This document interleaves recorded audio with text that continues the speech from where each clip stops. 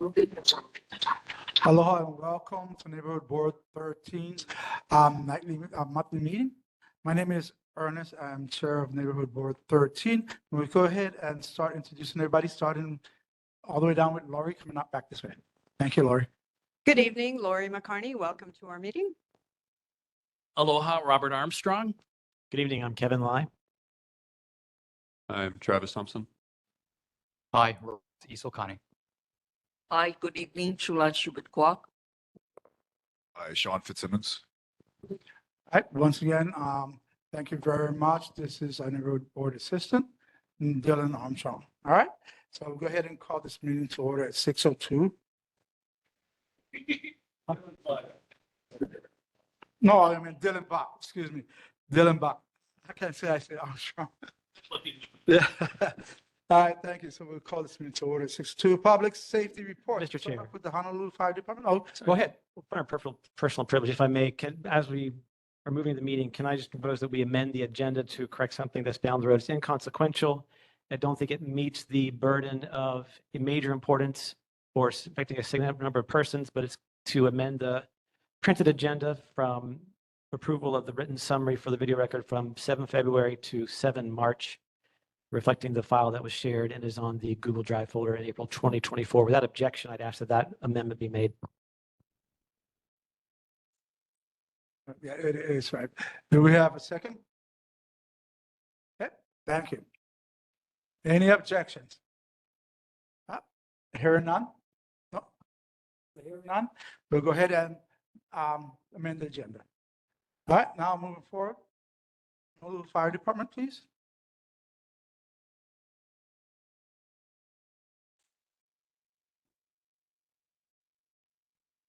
Good evening, everyone. My name is Mark Bates, Captain, Engine 1. We're out of Central Fire Station. I'm going to start off with the incident stats for March 2024. We have had 5 nuisance fires, 10 activated alarms, and no cooking, wildland, or brush fires. Medical emergencies, we've had 93. In motor vehicle collisions with pedestrian, we had 1.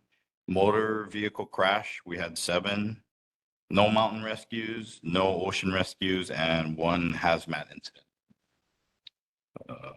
The fire safety tip is evacuation planning. Have an emergency preparedness plan ready in case of environmental emergency, fire, or natural disaster.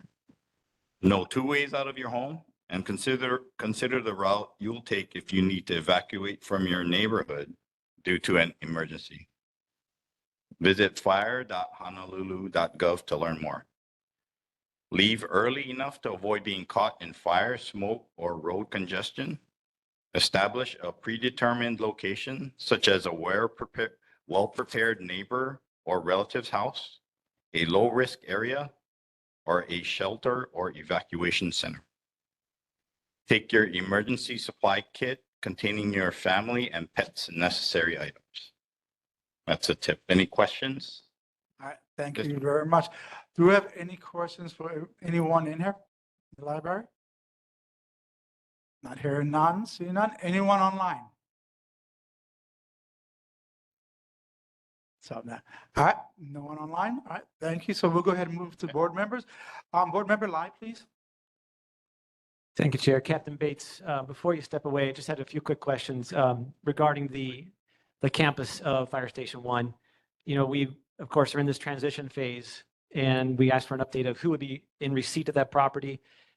Do you have any updates on that? But in the interim, can you let us know what is the fire department doing to actually observe what's going on, you know, outside of your walls?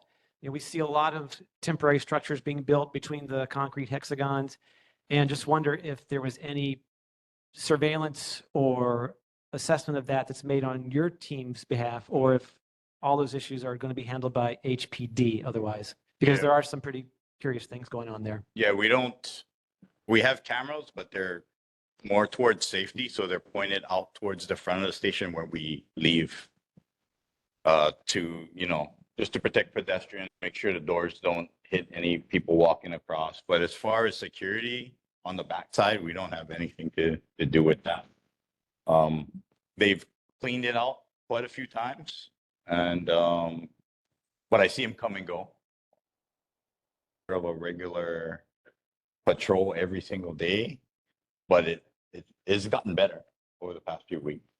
Well, perhaps it certainly waxes and wanes, but do you know when that transition to another city department will have taken place? As far as I understand it, we have already given it away. I'm not sure who it's going to go to. We couldn't maintain it, so I think that was the reason why it was given back. Thank you very much. I do appreciate. Okay. Any other board members? Not hearing none, seeing none. Thank you very much. Captain Bates and your team. Thank you. All right, next we'll go ahead and we'll head up to Honolulu Police Department. Lieutenant Segusio, please. Good evening, everyone, and Chair Cavallo, board members. Lieutenant Arnold Segusio, representing the Honolulu Police Department, District 1 Community Area Responsibility. Thank you guys for your time and patience. If you guys need any more statistical information, it's more specific, you guys can go to the public website, www.honolulupd.org. The statistical information for the past month of March 2024 is as follows. Motor vehicle thefts were 8. From the previous month was 4. Burglaries was 4. Previous was 2. Thefts were 35. Previous to that was 13. UMVs were 9, or car break-ins were 9. Previous to that was 13. Assaults were 15. Previous month, 18. Sex assaults were 2. Previous was 5. Graffiti cases was 1. Previous month was 0. Drug offense cases were 16. Previous to that was 8. Total calls for service in your area was 2,162 compared to the previous month of 2,233. So I just wanted to relay to the board that the Major Okamoto and Captain Henry Roberts, they're kind of reviving an old KYB program or a Know Your Beat program in regards to the care and custody of Chinatown. So we're going to be having new officers and some senior officers take particular sectors or particular areas of responsibility and you know, bridge the gap between the community and HPD to find out you know, issues, problems, you know, from the day, week, even from the month, and then address it as soon as possible so that it doesn't fester. It's a really good program. Well, we don't have any statistical information at this point in time. It's still in its infancy, but I'll keep the board apprised in regards to how successful it will be. So we also want to bring up that there's a lot of road paving construction in Chinatown right now. In regards to King Street and Punch Bowl, Bishop Street. So we're asking our community members to realize that there was going to be an increase in traffic during the late peak traffic hours and into the early evenings, especially on the weekdays, which leads me to the safety awareness tip for the month of April, which will be distracted driving. We're asking our community members to put their cell phones down and to be attentive to their surroundings when driving. With a lot of construction being done and spring arriving with more pedestrian traffic happening, please drive with care. Other distractions that are notable are like eating while you're driving or listening to loud music. Yeah. So at this time, I'm going to yield back the rest of my time and take any questions from the board members and the public attendees. All right, I think you took your 5 minutes already, Lieutenant Segusio. No, I'm kidding around. All right, thank you. Anyone here in our audience has any questions for Lieutenant Segusio? Hearing none, seeing none. Anyone online? No. Hearing none, seeing none. Board members?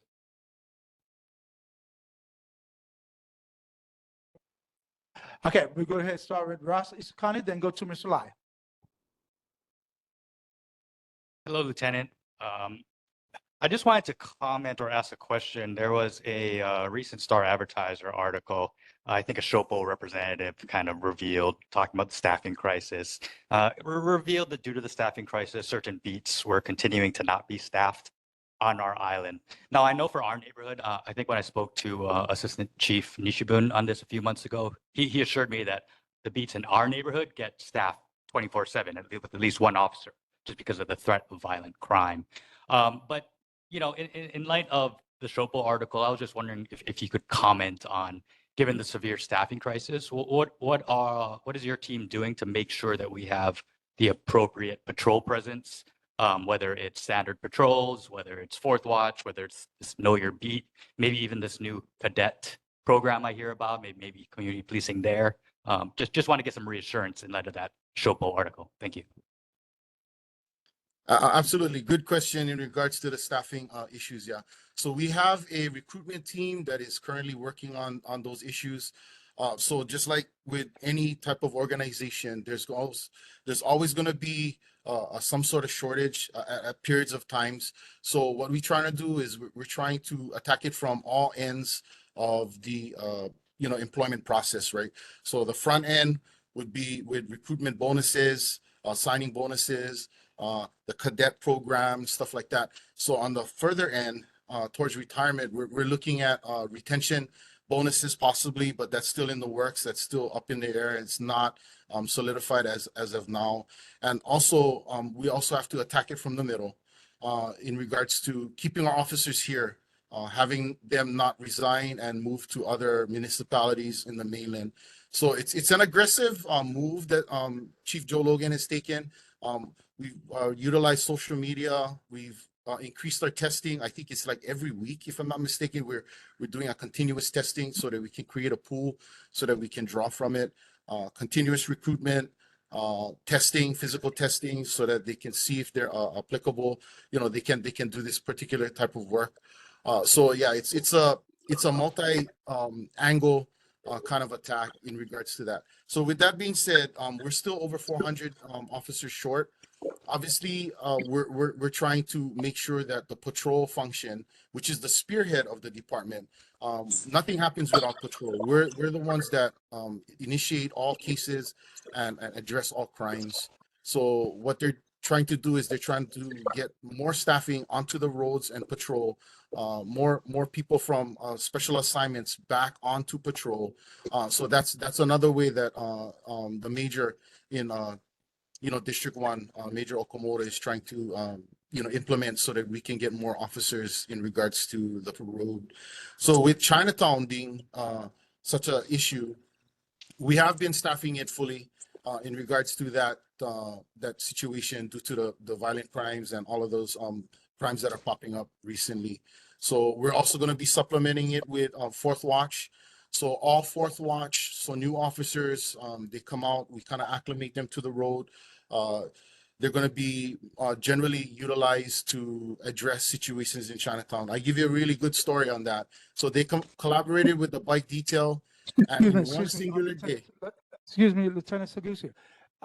May I ask that you keep your response back to our board members to about 2, no more than 3 minutes, okay? Okay. Yeah, because we got to move on, yeah? All right. Okay, I can take the next question. All right, Tim. No, the next one goes to Board Member Lai, please. Thank you, Chair. Thank you, Lieutenant. I've just got a minute, and I appreciate your responses earlier. Tonight's theme might be about some noise and noise issues, so police patrol certainly play a role into that. But I wanted to ask what can the community do to report straight pipe or other modified exhaust vehicles that have been kind of confounding the peace and quiet in our neighborhood for quite some time? Also reports of air horns on pickup trucks that sound like trains or tractor trailers. All of these are serving to disrupt the peace and quiet in the neighborhood. The question to you and your team is, what can be done? Can a license plate number simply be reported, or does that really just go into a black hole of a report that's being made? You may have a comment on Senate Bill 587 from 2023, which did deal with noisy exhaust pipes and mufflers and permitting HPD to actually stop and investigate with probable cause for an outside giant noise coming from a vehicle. I don't believe that bill made it through after the crossover, though. So secondly, if you could comment, if not tonight, then next month, about predicted increases in mid-block vehicle versus pedestrian accidents if penalties for jaywalking are removed. And I just wonder if the image here is, would that be considered jaywalking or something else? Then lastly, with the camera system in the substation, as reported last time, some of the windows have been blocked off. Bring it in.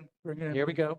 And so I don't wonder if this jaywalking was identified on the few cameras that were available there. Lastly, my dream is this: can we have a patrol car at Pawahi and Bethel Street on Friday nights and Saturday nights to temper some of the revelers? Thank you.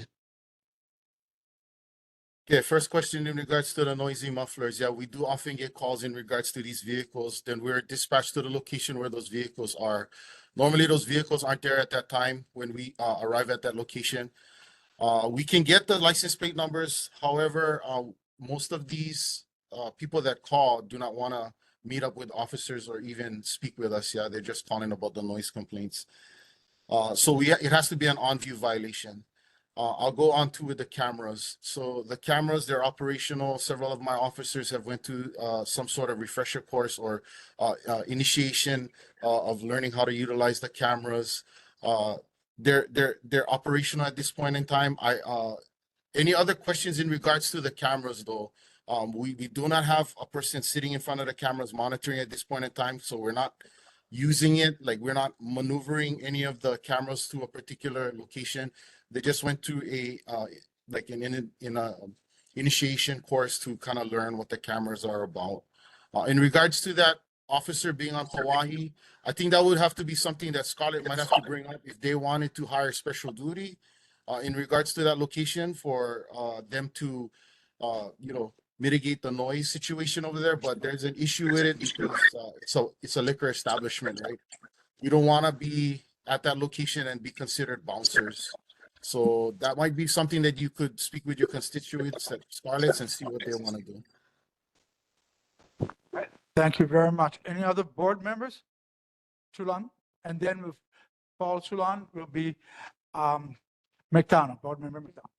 Thank you, Lieutenant. I was able to watch the streets and saw new officers on sand buggies, bicycles,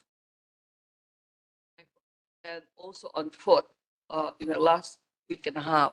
So I was really pleased. I don't know if it's a pilot program or is the new program that Commander Paul Okamoto instituted. So it'd be nice if that continues. So I think the community was very pleased to see police officers covering Chinatown. So that one, and I do have two questions. We have a lot of violators in our garage, which is city-owned garage, violating the handicap parking. So who do we call? And then secondly, the merchant displays their products all the way out onto the sidewalk, so much so that it's difficult to have safe passage. So we need some help over there on that. Yeah, On so Hotel Street and also on Kikaliki King. So we have violators that continue that every day. So it's difficult because especially with construction going on, there's very little leeway for people to walk safely. So we would like attention given to citation on those violators. okay, I'll address the last question first. So in regards to those violators where those merchants are extending their wares and their services out into the public walkway, I'll bring that back to my command. That is possibly something that Fourth Watch and the KYB program might be able to address because there will be foot beats in regards to that and checks and stuff. And I'm glad that you noticed that we've been utilizing ATVs and bicycles. Yeah.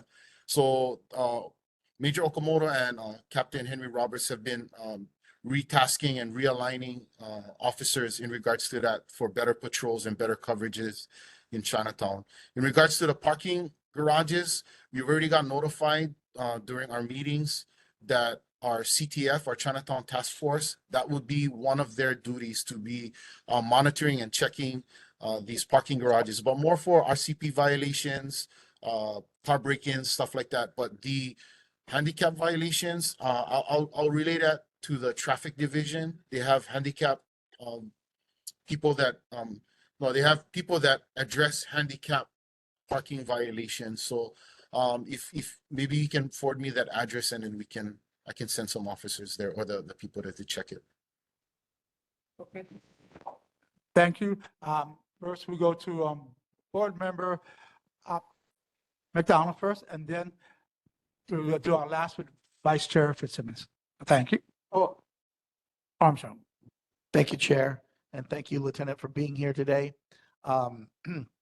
As we know, we have just under a month left in the Hawaii legislative session. I asked most every month during this meeting, what this board can do to help support you. We know that the number one cause of complaints in our district is homelessness and the crime associated with homelessness. And so with just by the time we have our next meeting, the legislative session is scheduled to be out. But I'm happy to support the bills that help the fine people at HPD get their jobs done and do a better job, and also to address probably one of the biggest issues, which is repeat offenders getting put through the system and out the same day or in a very short amount of time.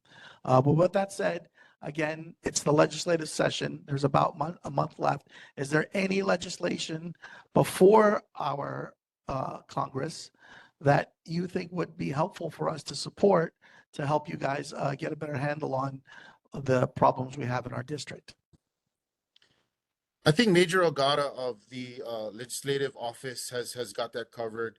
There's a whole slew of laws that we're looking at and trying to get fixed and trying to push forward in regards to that. I think it's a little bit long for me to go into that, but definitely Major Ogata of the LLO division is taking care of that. But I appreciate your concern and your continued support, especially with helping us try to pass good laws.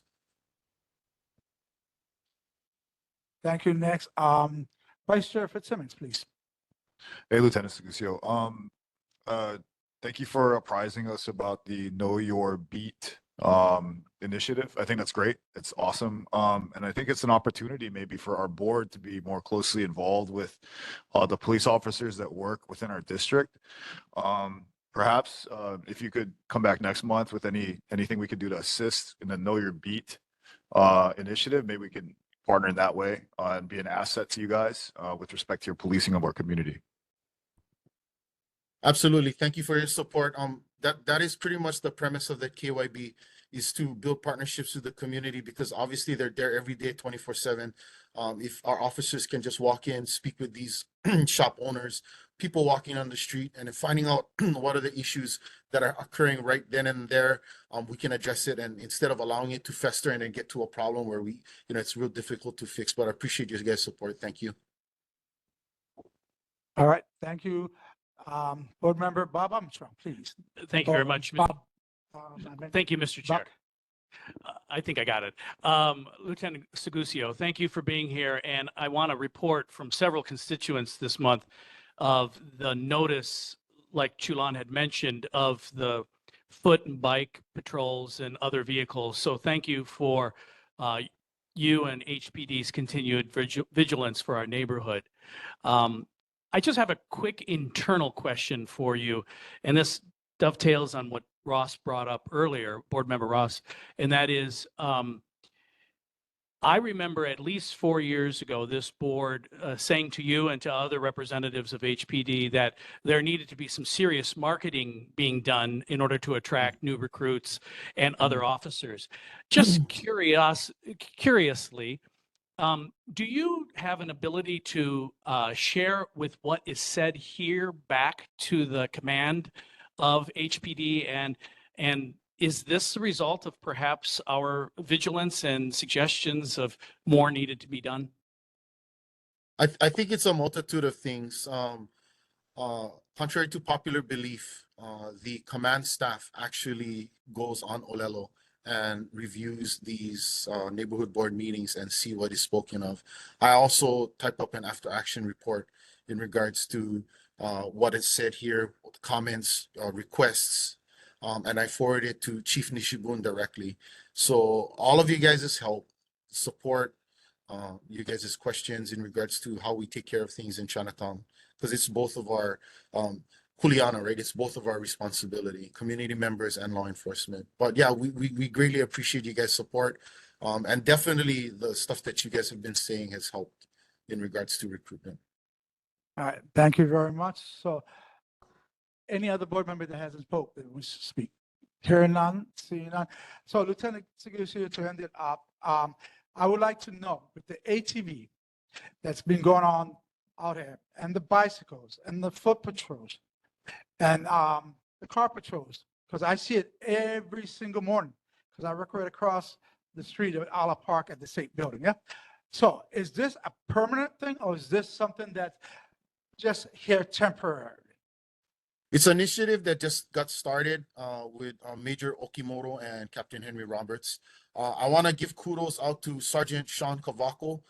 He's the new bike detail sergeant. So he's in charge of the ATV detail and the bike detail. He's actually the catalyst that has gotten some of this work done in Chinatown. Yeah.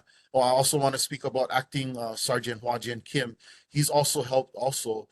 Just like I was trying to say in the beginning, in a singular week, they had 3 drug offense arrests on River Street due to their quick action, sneaking up on these violators on bicycles. Yeah. So I think it's a good thing. I think we're going to see better numbers. And I hope the community sees us out there and, you know, everything will be, you know, better in the near future. All right. Thank you very much. I really do appreciate it, Lieutenant Segusio. We'll see you next month. Thank you very much. Absolutely. All right. You Thank guys you. have a great night. Yeah, thank you. So next we'll move to number 3, presentations. We'll start off with the submission of PIM, application to DPP by HPD that borders downtown Chinatown public infrastructure map, PIM application process. We have Emily Ogasara, if I'm pronouncing this wrong, Ogasara, and Lieutenant Barry Tong. Sorry, just bring it up.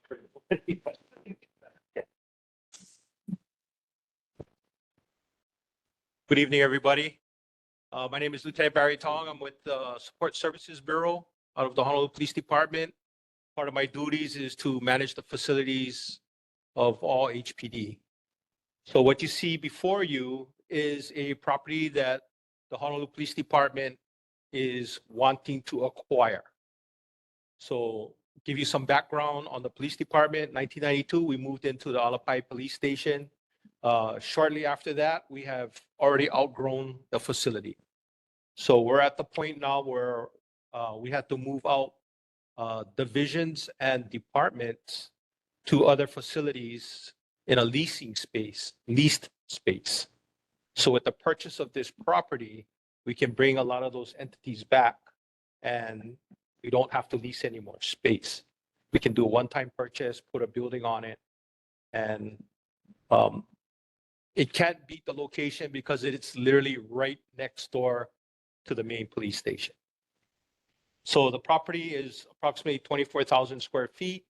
The valued cost when it was last appraised was approximately 7.5 million, which is the asking price from the owners of the company, which is the Liliuokalani Trust.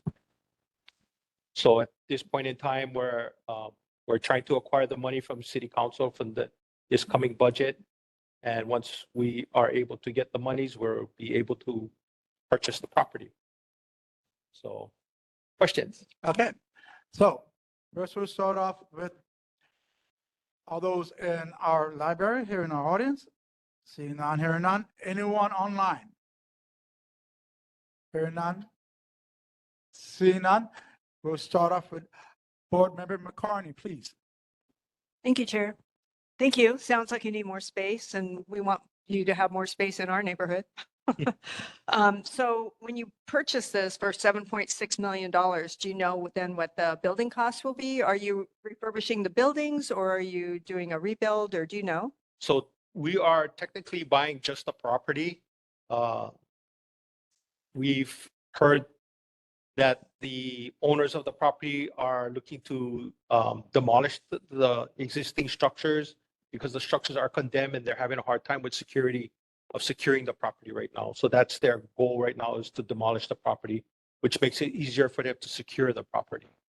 So it's a two-step. First buy the property and then do you have plans for the property on what the building would look like and what all would be housed there? Or is that step 2 after you acquire? yeah, we have to acquire the property first before we can decide to put a design on it.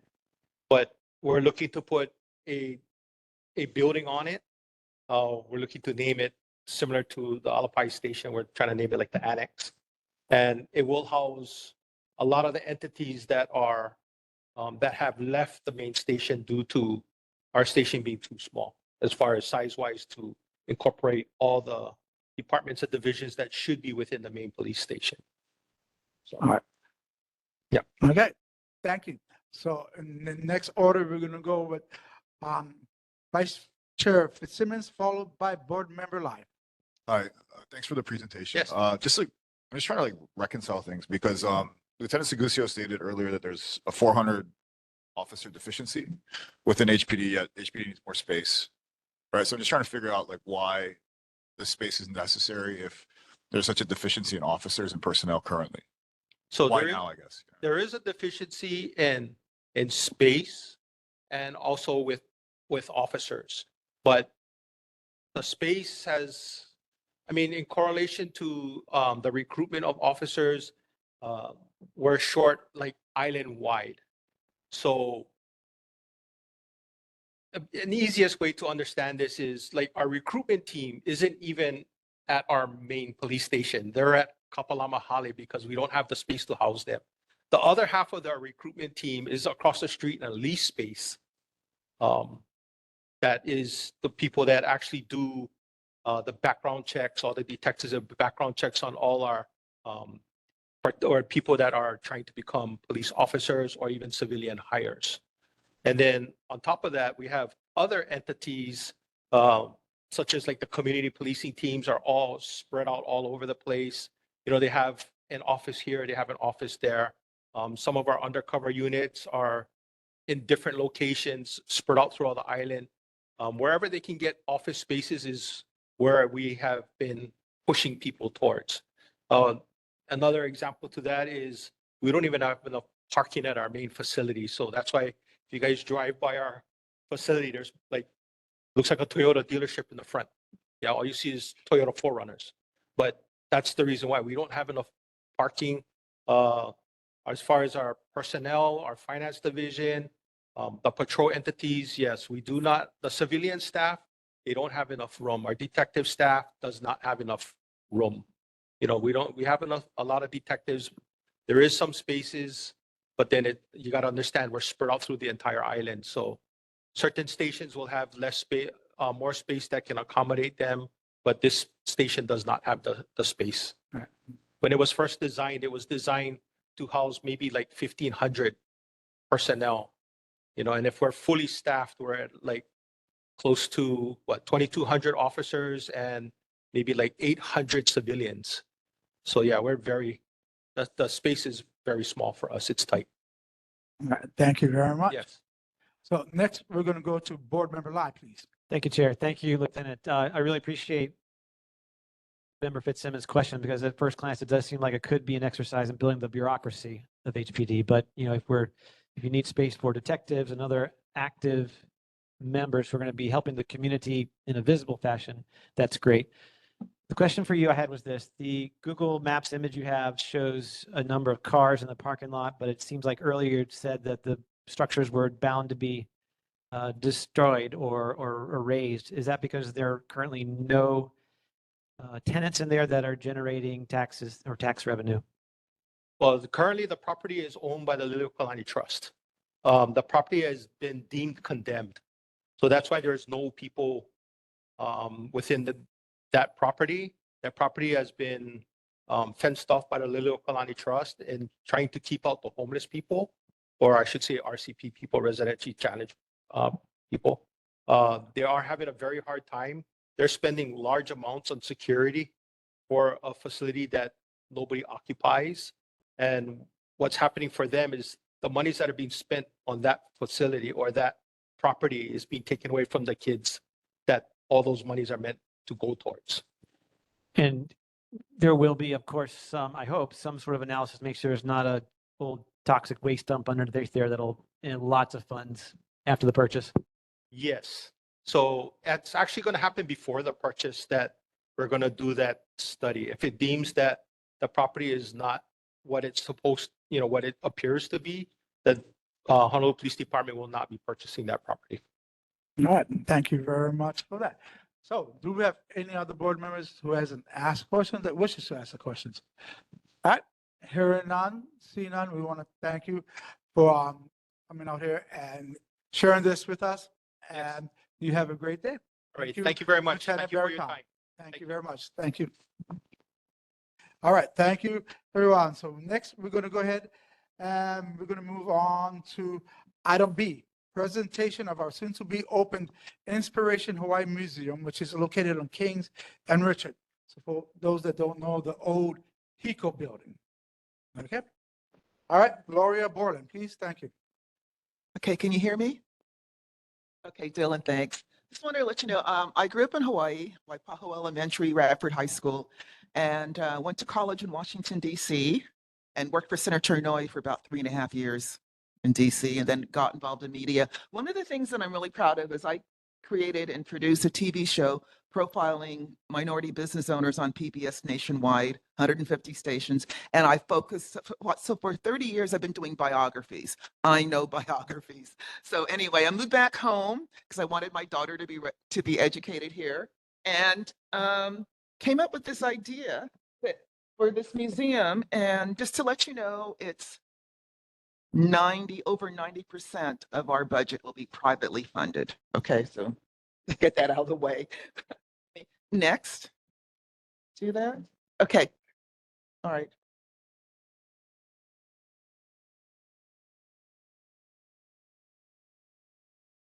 It should be Hawaii is a special, unique place.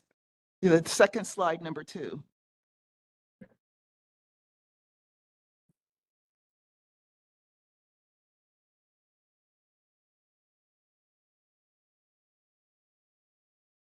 Well, the reason for this museum is, when you grow up in Hawaii, you think you're not as good as the kids on the mainland.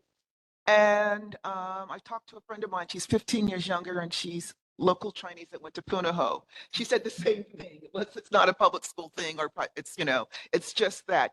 That's the conditioning. Those are the stereotypes that we have when you grow up here. And then when you go to the mainland, you kind of go, oh, wow, we can hang, we can do this, So it's to show all under one roof that we have very talented people that come from Hawaii. Is that showing up? Because this is all visual. Okay, the next one. That's me. That was what I did 30 years ago. Okay. Can it go next? Number 2. There, okay. Go back to, yeah, so it's a unique place, and we, per capita, even though we're a really small state, per capita, we have the most talented people in the nation. Next slide. All under one roof. You'll see that we've created a president, 2 presidents, one from China too, Patsy Mink, Senator Inouye, who's covered up over there, Bruno Mars, Bette Midler, Dwayne Johnson, Jason Momoa. They're all from Hawaii, and they're all superstars, and we know how to create talented people. And on the left is the inside of the building. Next, please. Now, I met this guy in early September. It's really interesting. It just shows how the level of our talented people. There was a national breakdancing competition in Philadelphia in August, and a kid from Kaimuki High School, local Filipino boy from Kaimuki High School, is the #1 champion in breakdancing. He beat New York, he beat LA, he's a kid from Kaimuki. That's Hawaii. Next. Our Little League champions, 4 times have we been world champions. That's a lot of talent. Next. And so our exhibits are all about their childhood stories, like Bruno Mars from kindergarten to high school, Chris Amore at age 3, Patsy Mink at age 3. So it's all their childhood stories. Next.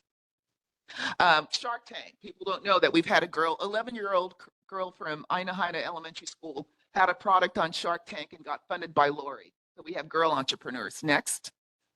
Barack Obama talks about when he was 12 years old, he was watching the Watergate hearings on TV, and he saw that all the senators in the Watergate hearings were all white men, except for his senator from Hawaii. So Senator Inouye, when Barry Obama was 12, inspired him. That's to go into politics. Also, Kai Kahele said when he was 12 years old, he was inspired to be an astronaut like Ellison Onizuka. Ellison was a fighter pilot, and so Kai became a fighter pilot too. Next. So there's something about being 12 and being inspired. Bretman Rock, who's Gen Z, if you have Gen Zs in your life, that he's like superstar influencer. His middle name is Rock, is his father loved wrestling, so gave him the middle name Rock. And so he always thought big, and now he's an influencer with his own TV show and on MTV, and he's, Campbell High School, Eva Beach kid. So next. And also, Dwayne Johnson always talks about how I want to get back to Hawaii, and that's him at McKinley High School. Next. Carissa Moore talks about giving back to Hawaii, and Jocelyn Allo talks about giving back to Hawaii. Next. So we created a place for them to mentor others. That's what we have. That's the building, the outside, and that's the interior. Next, please. First floor, 11,000 square feet, museums, exhibits, flex gift shop, cafe. Next. And also, one thing is that we're losing a lot of the credit that we should be getting for what the brilliant people of Hawaii have created. Like, a lot of young people now don't realize that Hawaiians invented surfing. They just don't. I mean, because, the National Surfing Association is based in California, and the state sport for California is, the state of California is surfing, and the Olympic office governing board for surfing is now in Paris. I mean, we've lost what, we're losing credit. Same thing with Ironman. I watched the Ironman triathlon. It was invented here on Oahu. Because of traffic, it moved to the Big Island. And then after a couple of years, it was, started licensing the sport, the Ironman triathlon, started licensing the brand, the license. So now it's a worldwide sports, the Ironman triathlon. And then a hedge fund from Florida bought it. So it moved from the Big Island to Florida. And then a couple of years ago, a Chinese company bought it. It's $1 billion sports entity, a brand, but we invented it here. We're losing it. So it's just like taking credit for what we did. Next, please. Verifone was invented in Hawaii. People need to know that. Kids need to know that. Verifone, that you swipe your credit card at Safeway or at McDonald's. Verifone was invented here in 1981. After it hit 30 million in sales, it moved to California, and HP bought it. Now it's a global entity, but it was invented here. The technology, the brains came from Hawaii. Next, please. Steel guitar, the electric guitar, all of them had their roots in Hawaii. Next, please. And also the Stratosphere, the Stratus Fender guitar, the engineer behind that invented it was a kid from Maui, a Hawaiian boy from Maui who invented that for Fender guitars. Next, please.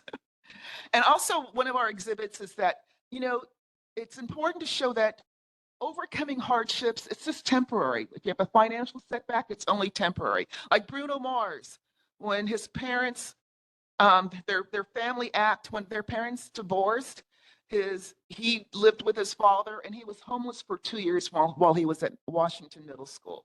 Okay. Dwayne Johnson's family was evicted from their studio apartment when he was in McKinley High School.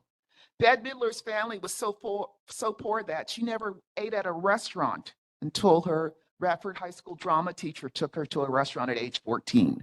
Tammy Duckworth says all the time, I even attended a speech she gave back in May, that she really needed the free lunch she received at McKinley High School, and now she's a U.S. Senator. All right, we'll have gift shop to keep us sustainable. Next, please. And the food we're going to offer is tied into our exhibit. So like Dwayne Johnson's favorite sushi and Bruno Mars' favorite Filipino food. Next, please. And, we did this for the Super Bowl. I mean, there's 155 players that went to high school in Hawaii that ended up playing professional football. 155. And we came up with that list, and people love it. Next, please. Of course, we have that podium, the White House podium. We have that as one of our displays. And kids love standing in front of the podium and dreaming big, like maybe they can be president too, when they take a selfie. And that's what we want. Next, please. Women's History Month, we honored Pat Psyche and Patsy Mink. Next, please. And then the Hawaiian sumo wrestlers. I mean, the cultural clash they had going to Japan and becoming sumotori, they did it. Next, please. And then we're going to have this in July. All the Hawaiian people from Hawaii that won the gold medal from the Olympics, starting from Duke Kahanamoku to Carissa Moore. There's a couple dozen, and we're going to have that on display. And that's just to give like sense of pride that our little state did that. Next, please. I remember talking to this woman from New York in Kaka'aka who just moved here. No, she's been here for 3 years. And when I was talking about our astronauts, and she was so surprised that Hawaii had the educational facility she was shocked that we had astronauts. Basically, she didn't think we had people from Hawaii were smart enough to be astronauts or educated well enough to be astronauts. And I said, we've had two. So it's about changing the stereotypes. We have smart people here. Next, please. And then we have an exhibit for Veterans Day, from soldier to senator. They were dirt poor, used the GI Bill, and they became senators that made a difference. That's an exhibit for Veterans Day. And then for the holiday concert, Christmas time, because it's right by city lights. So we want to attract families. Next, please. We look at ourselves at number 9, is somewhere between Iolani Palace and Hawaii State Art Museum in about number of visitors. That's what we're projecting. Next, please. And that's it.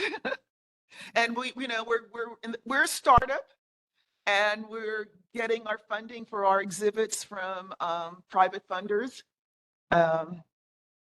And that's what so one of the reasons why we were selected to have the space is the building is owned by Kamehameha Schools. And HECO was a tenant for 90-something years, and they moved out before the pandemic. And they selected us because most attractions are either for local residents or for tourists. Rarely do you find something that will attract both.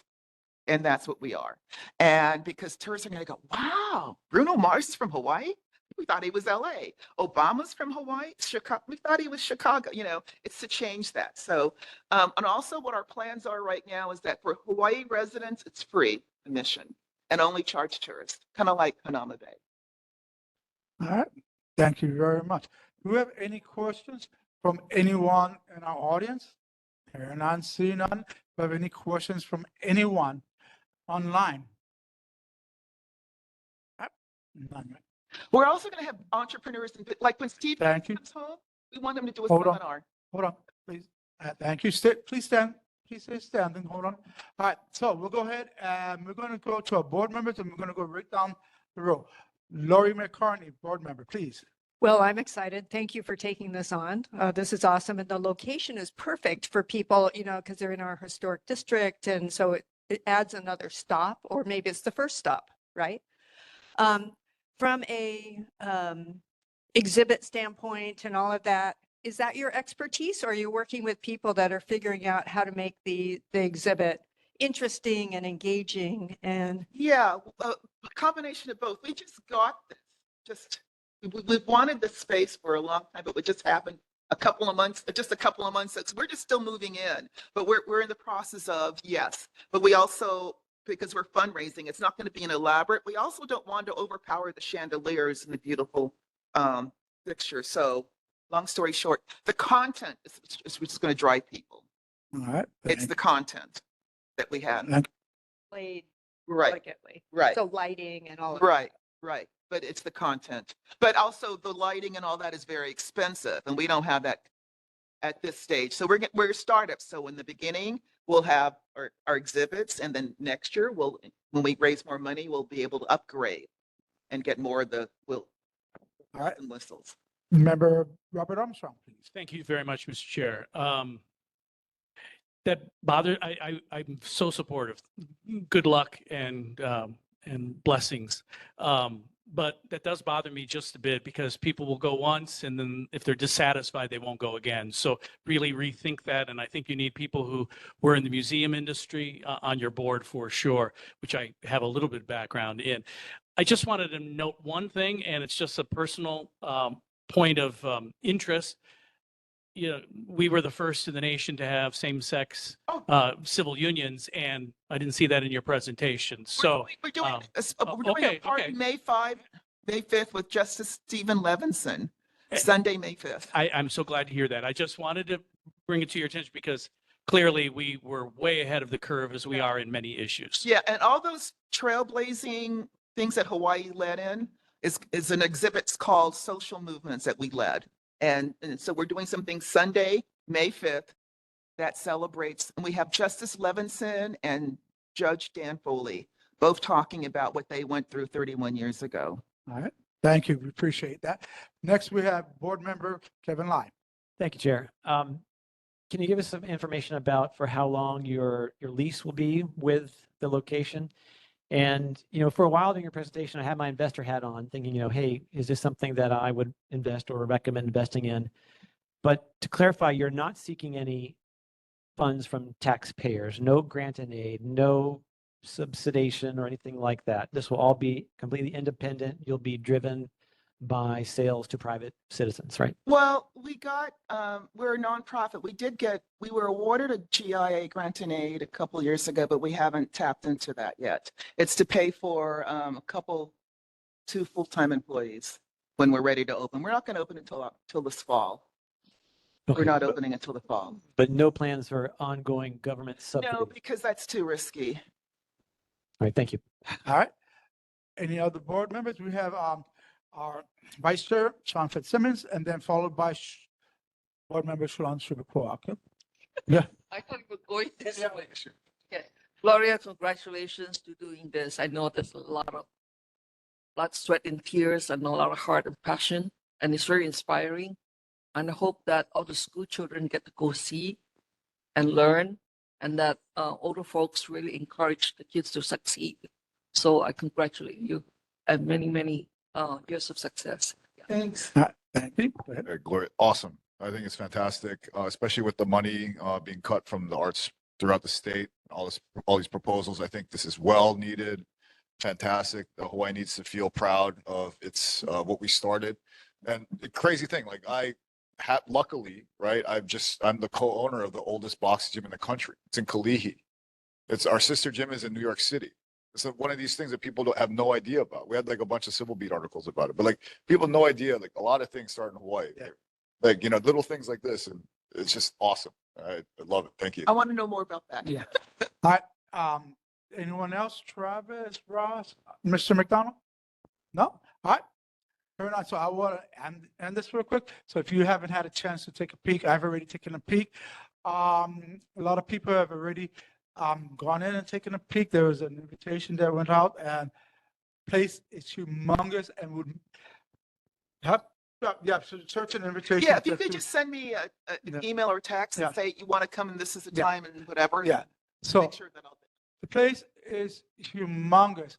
That people that were there at that time, a lot of people from the 808 were there. They even like the suggestion of actually maybe the neighborhood board meetings there. It's humongous. It'd be there. There's another place that's also asking us, which is the Nuuanu courts that's coming up on Nuuanu. They're building a meeting place. But like I said, those are just options if we ever need it. I'm happy here right now as it is. So. It's a quick one. How do we get more information? Do you have a website? Yes. Yes. I don't know that I saw it. InspirationHawaiiMuseum.com. .com. Okay, and you have a board? Yes, yeah. InspirationHawaiiMuseum.com. I know we have an org, but we have an org, but it's the old site and just haven't. So, Lori, just for your information, all this information and all this presentation is in our Google Drive at this time. Yeah, but, okay, but it is, yeah. Yeah, that's okay. All right. Please come by. No, thank you. You'll like it. All right, so next up, we have Don Murphy. We'll be talking about the 16th Annual Hawaii Children's Cancer Foundation fundraiser on Saturday, June 16th, 2024, and the 25th Annual Pigskin Pig Out to support the UH football program. Thank you, Don, and welcome back. Nice to see you. Nice to see everybody. Thanks for letting me come in and ask for your support on these two events. The first one is June 15th, Saturday. It's the Hawaii Children's Cancer Foundation. It'll be our 16th annual. Basically, on both the events, we close Merchant Street between Bethel and Nuuanu. The HCCF one is a dinner thing that we set up. We close the street at 8 in the morning to set up all day, and then the event runs from 6 till about 9:30 or 10, and then the streets reopen by 10:30. The second one is August 14th, our Pigskin Pig Out 26th annual to support UH football. And again, it's Bethel or Merchant Street between Bethel and Nuuanu. And that one's usually the streets reopen by 10 o'clock. We close it at 6 and then reopen by 10. And serve food and beverage on both events out on the street. Do we have any questions from anyone in the audience? Hearing none, seeing none, anyone online? Hearing none, seeing none, we'll go ahead and go with board members. We're going to start off with board members Shulan Shubikwak. I fully support and hope the board will give us blessing because you're doing good things for the community Thank you, with these July. events. So thank you for your hard work Thank you. and love of Hawaii. Thank you. All right, thanks. Next, we move on to board member Ross Isokane.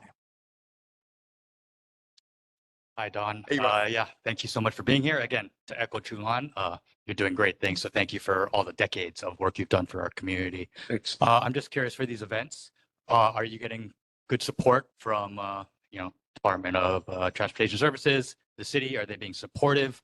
Or alternatively, are they possibly imposing restrictions on things that, in all your experience of putting on successful community events, might be overstepping their bounds? Yeah, no, the city DTS has been terrific. I think you're probably thinking a little bit about St. Patrick's Day, what happened there. And that was a combination of some of the restrictions that the city had, which weren't really that bad. But the biggest problem was insurance liability. The insurers just don't want to deal that much with that much alcohol out on the streets and everything anymore. But the city's been terrific. I have no problems at all. And on a sidebar, I don't know about you guys, but I'm at downtown 7 days a week. These guys that are working on the streets, cleaning the streets have never been cleaner as far as I'm concerned. I mean, they're really doing a good, and it's not one of these deals where three guys are standing around watching one guy do all the work. These guys are all out there doing it every day, bright and early on the weekends. They're out there 7:30, 8 o'clock. Okay, so thank you. Next, we have board member Bob Armstrong. Mr. Murphy, just a really quick question about the insurance. Is there a solution to, as a community and a neighborhood that is looking to solicit more events, is there a solution to insurance in your opinion and the liability? Just pay it. It's, it gets, I think that, I'm working on it for next year if I'm still open for St. Patrick's Day and trying to do something and work closer with the insurance companies and everything. But they really are pressing down on the liquor liability thing, which is understandable. All right, before you go, but hold on. Before you go, is there any other board members who hasn't spoken yet that wishes to speak? All right, hearing none. Shulan, you may do your last, and anybody else? Yeah, I think, Murph, you have a lot of respect for all the years. You were one of the first people that came into Chinatown and opened a restaurant with the other 4 or 5 tigers that I know of. But the Korean festival, they took the city grounds and they have this beer garden thing, which is very successful. They raise a lot of money for the Korean and other charities by having a beer tent, which can be bigger even. So I think like this year, they're having it on August the 2nd and 3rd. So possibility of reducing the liability insurance, it may be to have it in a tent large enough like the city grounds. Where's the festival held? At Mission Memorial Ground, so the ground's right there by where the Christmas displays are. Okay, yeah. that No, I'll whole certainly go ground. see it. No, that's it. And I've thought about that. To Baratania almost. Yeah. So you have a lot of space for people. There's parking right in the garages on the weekend. So you can work the deal out. So I think it will be really good to be. Yeah, able I'll to take a look at it. No, yeah, A lot of food, like what they're doing. right. So maybe go take a look on August 3rd. Will do. Thank you. That's Yeah, good. I would Good to really know. love to see Yeah. St. Patrick succeed in I a would. very safe environment. Great. Right. Thank you. Thank you very much. So really do appreciate it. Appreciate you coming, and you're here to get approval. So what I like to get is a motion to combine both events in one motion, yeah? For the pig and for the children's cancer, yeah? If we can get a motion, yeah? Go ahead, Shulan. Motion to support the 2 events of June. What was it? June 16 and 25th, and 25th of August, for Murphy's to support the local charities. Okay, and we have a second right here. Sean Fitzsimmons seconds this, okay? Great. All right. Do we have any objections? Discussion, Chair. Go ahead. Thank you, Chair. Mr. Murphy, you may mention at the top of your call, can you give us an idea of what, over the past, say, 5 or 10 years, what your contributions have been to the two different groups? And Chair, if that, I just want to acknowledge and see if Mr. Wilson was in the queue for comments as well. So I'm going to continue the way we're going. Mr. Watson, I do apologize. I did ask for residents. After residents, I went to the board, and from now, we're going to a vote. I do apologize. So over the course of the years, both events, we've raised over $1 million for each one of them. Well over $1 million. Yeah.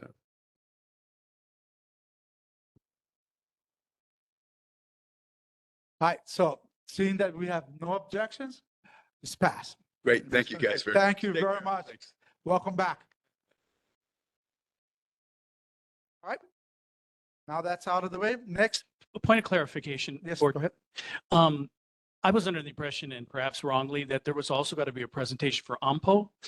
Is that planned for next month, the transportation study? Yeah, that'll be next month. For I'll- me? I'll do Okay, that thank separately. you.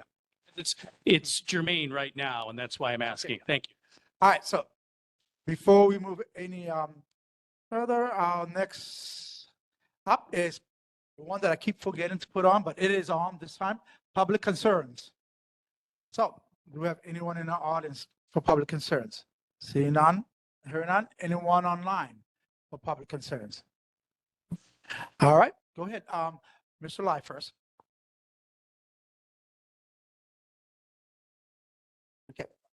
Okay, so we'll go with Mr. Watson before we go to board members, yeah?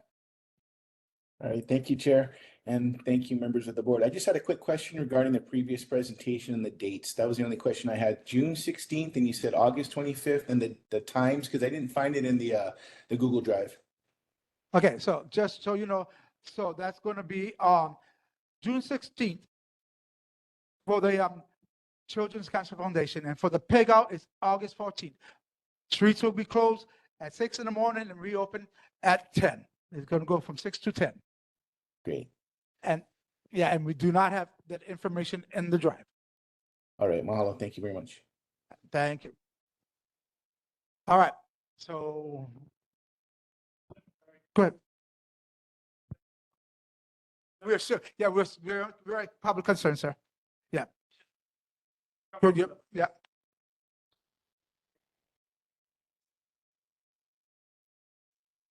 Aloha, my name is John Rasmussen. I'm a resident of the Executive Center. Yes. It seems to me, and I've lived downtown for 17 years, it seems to be, and I have to say that there have been in the last 6-9 months dramatic improvements that I've seen recently. But oddly enough, it seems like that graffiti has exploded in the last few months. While the overall situation has improved, graffiti seems to have gone up.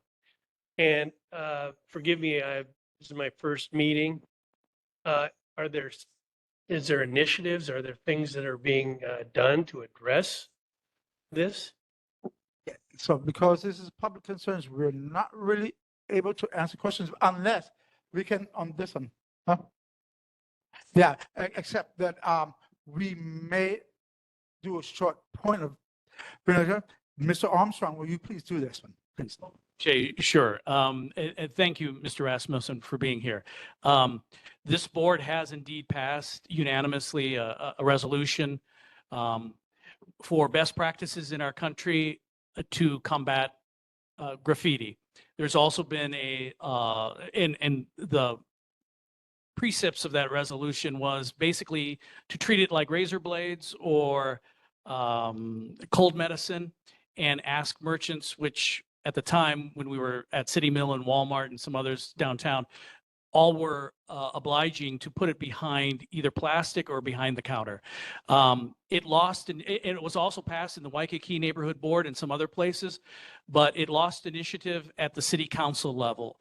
So if I might be so bold as to say, anyone who shares the concerns, and certainly I do, and I think many on this board do, we have got to get Tyler Dos Santos Tom, who is a great city council member, to find and get this up front and to address it, because the bottom line is spray paint, which is the enemy of graffiti, is the most shoplifted item, because anyone who wants spray paint is going to pay for it unless you're 13, 14, and 15. And we all see the obscene taggers downtown in Chinatown who do this. And so that's what it's got to take, is public pressure on our elected officials who have gotten very generous raises this year. So I'm gonna allow one more person to address this with you. After that, I cannot allow any other person because it's not about everybody speaking, okay? So I'll go ahead, Mr. McDonald. Thank you, Chair. And thank you for being here. This is a concern for all of us, for sure. There's a lot of property damage that happens here. This is the place where you should be, and I would encourage you to stick around a little bit longer, as after public concerns are our elected officials. And as Mr. Armstrong was saying, these are the people whose feet you need to hold to the fire and ask them, what are they doing to resolve this and many of the other crimes and issues that we're having here in our community. So we should have representatives from our state legislators as well as the city council person here. So you want to ask them when they come up, or their assistants, hey, this is a problem for me. This is an issue. What are you doing to help resolve this thing? And Mr. Armstrong likes the idea of locking away the paint. I like the idea of arresting and punishing the people who are responsible for these crimes and getting them off the streets. Sure, they're both good solutions. I think we can work together on it. But this is your opportunity to ask your legislature. Just stick around a little bit longer and they'll be here, and you can ask them, hey, this is a problem for me. How are you resolving this? I'd be happy to. Fantastic. Thank you. Thank you. Mr. Rasmussen, there you go. Just email me and I'll give you some more information, okay? Because we cut from HPU. I don't give out coupons. All right. Board Member Lai. Or I should say Resident Lai, because this is concern, public concern. Yes, thank you, Mr. Chair. I rise today to ask first if any of the two companies with which I spoke over the past month who said they might come to talk about their businesses in downtown, Beyond Pastry Studio and the new Benjamin Sweet Store on Mauna Kea Street. And maybe they'll show up, or they're online. But I did want to make mention and remind our board that it was just over a year ago that when we had a meeting over Kapala Mahale, we received testimony from three prominent businesses in the downtown area near the intersection of Nu'uanu Avenue and Kukui Street. And this was regarding some early morning leaf blower use. And we did receive testimony that was very positive and saying, oh my gosh, we hate early morning news and we don't condone the use of leaf blowers. But it's been a year. Things might get forgotten over time, but 3 times for the past 3 weeks, we've had early morning noise incidents. So I'm here to say that for the residents who live in Mauna Kea Tower, Kukui Plaza, and even in other places that can hear, which might even include Queen Emma Garden, diagonally across the way. Yes, there are teams at Zippy's that have been using their leaf blowers well before 8 o'clock on weekdays. And I've had a number of conversations with their managerial staff and their corporate staff. Got another pledge yesterday morning between 7:30 and 8 a.m. that this would stop. If it doesn't stop, please let me know, and I'll continue to try to help out the community. And so we'll keep an eye on that. Thank you. All right. Thank you very much. I hope Richmond heard that. All right. Thank you. Do we have, go ahead, board resident, Laurie McCartney. I think this is as a board member, but just a heads up to the board that next meeting, our May 4th, I believe it is, meeting, 2nd, We are going to be dissolving the parades and events permitted interaction group. It was a good idea to organize this group, but I think, it's just not being effective. So when something's not effective and you still have a goal, then you say, okay, what else can we try? So what we're going to be doing is Ross and I are going to be drafting a draft resolution to share with the board at that time. And then the idea is to have this resolution approved by the board, hopefully, or modified, but we want to get a resolution in the books. And then from there, that will allow individual board members, speaking of the resolution, to be able to go out to the community and have individual conversations or conversations of 2 people or 3 just small groups, 2 people going out to have conversations with people. Then we're also going to ask to have a monthly agenda item of reports, if anybody has any reports that they want to share with the board on any conversations that they've had. So anyway, more work to be done on that, but just wanted to give you a heads up that will be a discussion on our May 2nd board meeting. Thank you. All right. Does anyone have any other community concerns? All right. Hearing none, seeing none, we'll go ahead and move on. So next we have our elected officials. Congressman Ed Case, representative. Are you online? Not seeing you online. We're going to move on to Governor Josh Green's representative, Sean Hanamoto. Sean cannot make it tonight, but the report should be on Google Drive. Next, we have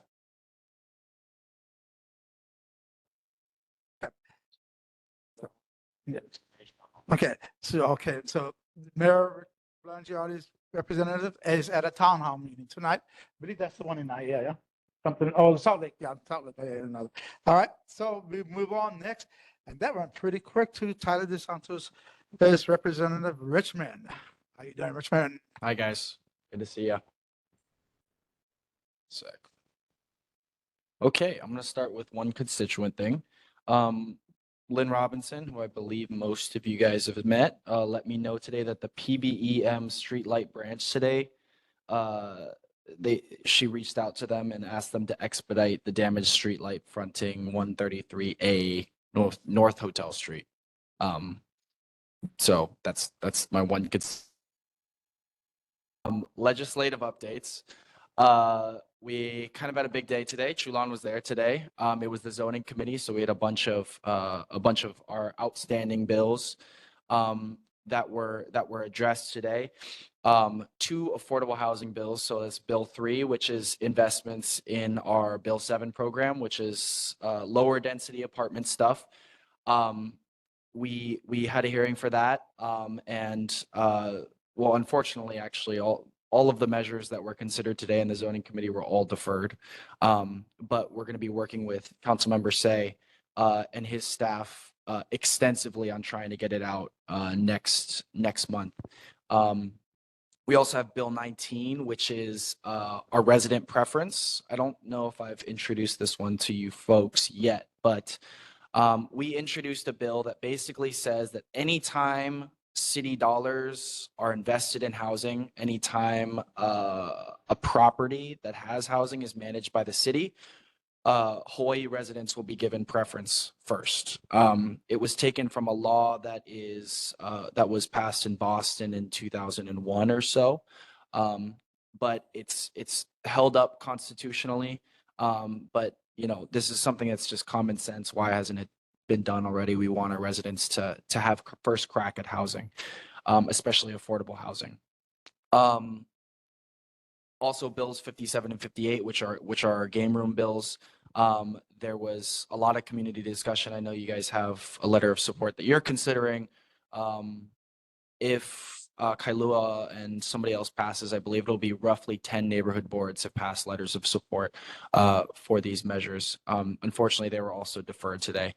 But I think we feel like we're in a better place than we were, and we can talk to CalSay a lot about it in the future. And then last one legislatively, Bill 20, which is our bill that would have revenues that DPP collects, their violations, their fines go back into DPP. There were some concerns raised about that, and we share those concerns, and we feel like we're going to iron them out. But you know, the fact is there's a short-term rental in our district that has $10 million in violations outstanding. I mean, that's like absurd, right? And we need to light a fire under DPP these things. So with that, I'll take any questions. Oh, last one, Ross. We met with some of the some housing advocates 2 weeks ago about empty homes. They said they've been talking to Tommy's office, and there should be a bill proposed sometime within the next couple weeks. We'll keep an eye out for them on that, and we're discussing with them on some of our existing housing measures. But look forward to that when Tommy proposes it. Yeah. All right, thank you. So do we have anyone in our audience who wishes to address our councilman's representative Richmond Zhao? No? All right, anyone online? Okay, not seeing anyone. Huh? Oh, Candace, yes. Go ahead, Candace. Yes, aloha. This is Keith Prado, Candace's husband. Thank you for how having you us doing? on. We just wanted to check on the status. 215 North King is where we live. And due to the extensive damage of the back fence, which runs along the exit off of Nimitz toward Ivole Road, we understand that there's a holdup in the funding request to the city. That And- Councilman DeSantos was trying to usher through. Yeah, and we just wondered if there's a status report, if you give us some indication about whether it's still being considered, what the status is, and when we may expect some money, because it's looking like it's going to be several $100,000s to replace that fence, and we could use the money. Okay. Can you? I will check in with them on that and get back to you. What was the address again? It's 215 North King Street, and it was mentioned by our AO at last week's annual meeting. They brought up that Councilmember DeSantos Tam was actually he actually wrote up a bill and was approaching the city council about releasing funds to help fix the damaged fence that was caused by the homeless encampments along that Nimitz off ramp. Okay. I will check in with them on that. I'm sure Lynn is handling it. She's our constituent services director. I do all of his policy stuff. So if we can find some way in the budget to draft an amendment to address that, we'd absolutely would love to look into it. Thank you. Thank you. Is there any contact? Is there any? I'll That would do be that. great. Yeah, I'll take care of that. Cool. The Thank you. contact, yeah. Thank you, Candace. Anything else, Candace? No, thank you so much. Well, no, thank you guys very much for everything. And I hope you guys like how everything's looking over at my state where I work at now. Okay. Yes. It's a lot cleaner. Indeed. Yes, thanks for your hard work. Okay. Yes, no, thank you. All right. So next we're going to go to our board members since there is no other residents. And we're going to start off with board member live first today. Chair, thank you. And Richmond, because some of our other reps haven't been here, you may bear the brunt of some of the images I'm going to share here. But again, just for a reality check, if I wanted to get creative and build a structure on the sidewalk and block it entirely so that other folks couldn't walk by, would the council members support me on that? And if not, why not? And I just very flustered sometimes by this whole skid row mentality that we have of, what can we do to help address this? And I know we've been through this every time, every month, but the fact that it's still there and it's still going on, just really looking for some insights. And of course, we'll talk about this at the Citizen Patrol report, but just wanted to see what's different about folks who may want to do this and those who may be deemed they don't need to do that. Or I'm just trying to find out what is the threshold there for the permissions that are left there for this sidewalk activity. And then lastly, do you know if the city council has any sort of a policy for any of the city council employees or elected officials who may have content on their personal Facebook or social media pages, which might be deemed as defamatory or against the very citizens that they would be adjudging or being engaged with in hearings such as that? And if so, does the city in some way indemnify that official or employee if a lawsuit will be initiated against that employee? Something you can just bring back for some information next month. I'd appreciate it. All right, thank you. Richmond? Okay, he said you can bring that back next month. Yeah. Okay, so next we're gonna go down to Mr. McDonald. Shoot on Sugar Quack. Thank you, Chair. Thank you for being here representing the councilman. I have a two-part question. The first is on behalf of our guest behind you there, who I think is Rasmussen.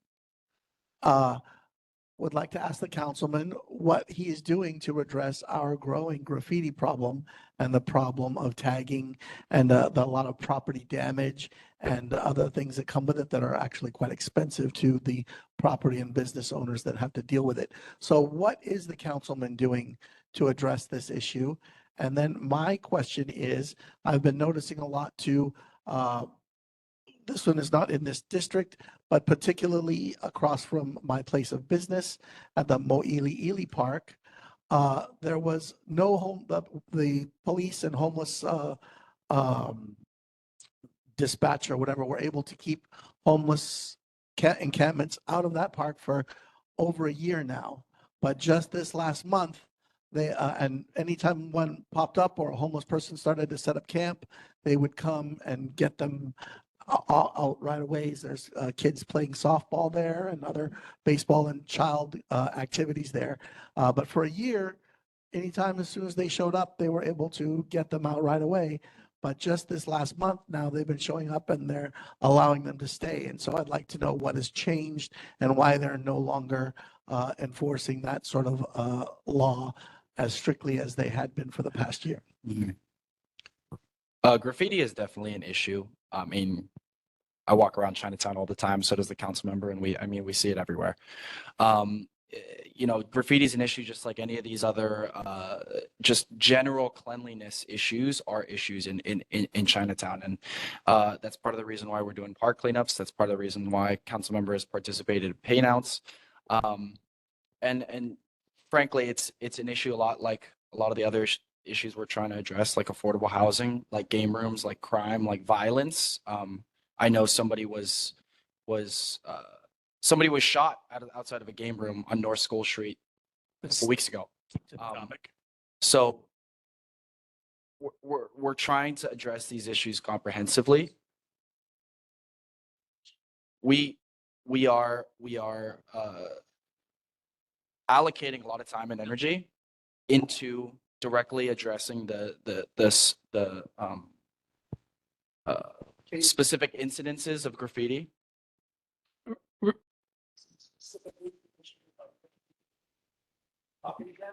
I can come back and talk about it.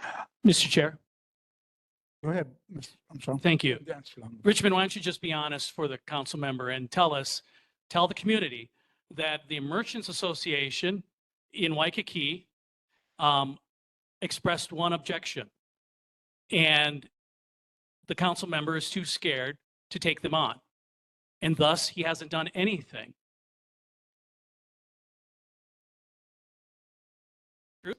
I wouldn't say that's the truth necessarily. Is it a lie? I wouldn't say it's a lie either. All right, board member Shulan Subakwa. Thank you so much to Councilman for the important bills and housing, and the city is in line with that. But I'm disappointed that DPP only had $5 million to help move Bill 7. Housing. That's not acceptable, especially when so many people are waiting for the 60 AMI and below. So I would suggest that we find another source of funding to help expedite these projects, because $5 million spread with maybe 40 applicants. So fortunately, we were able to work with Paul Lamb on getting some 5 million in state matching funds as well. So there's it's going to be roughly like 10 million right now that'll be allocated in this fiscal year for affordable housing. Paul has indicated to us that he thinks he can get another 5 million from the state. So I think that would be hugely helpful in getting this off the ground. I mean, it's confusing. It's a 10 million limit that DPP said it was at the most at the budget, but they only have half the money. So what if the matching fund didn't happen because of so many applicants that you could split them? It's not going to work, especially when it's an urgent matter like affordable rental housing. So part of that was, this is the 5 million that is just for this fiscal year. The Bill 7 program, I think, was just extended to 2032 or so.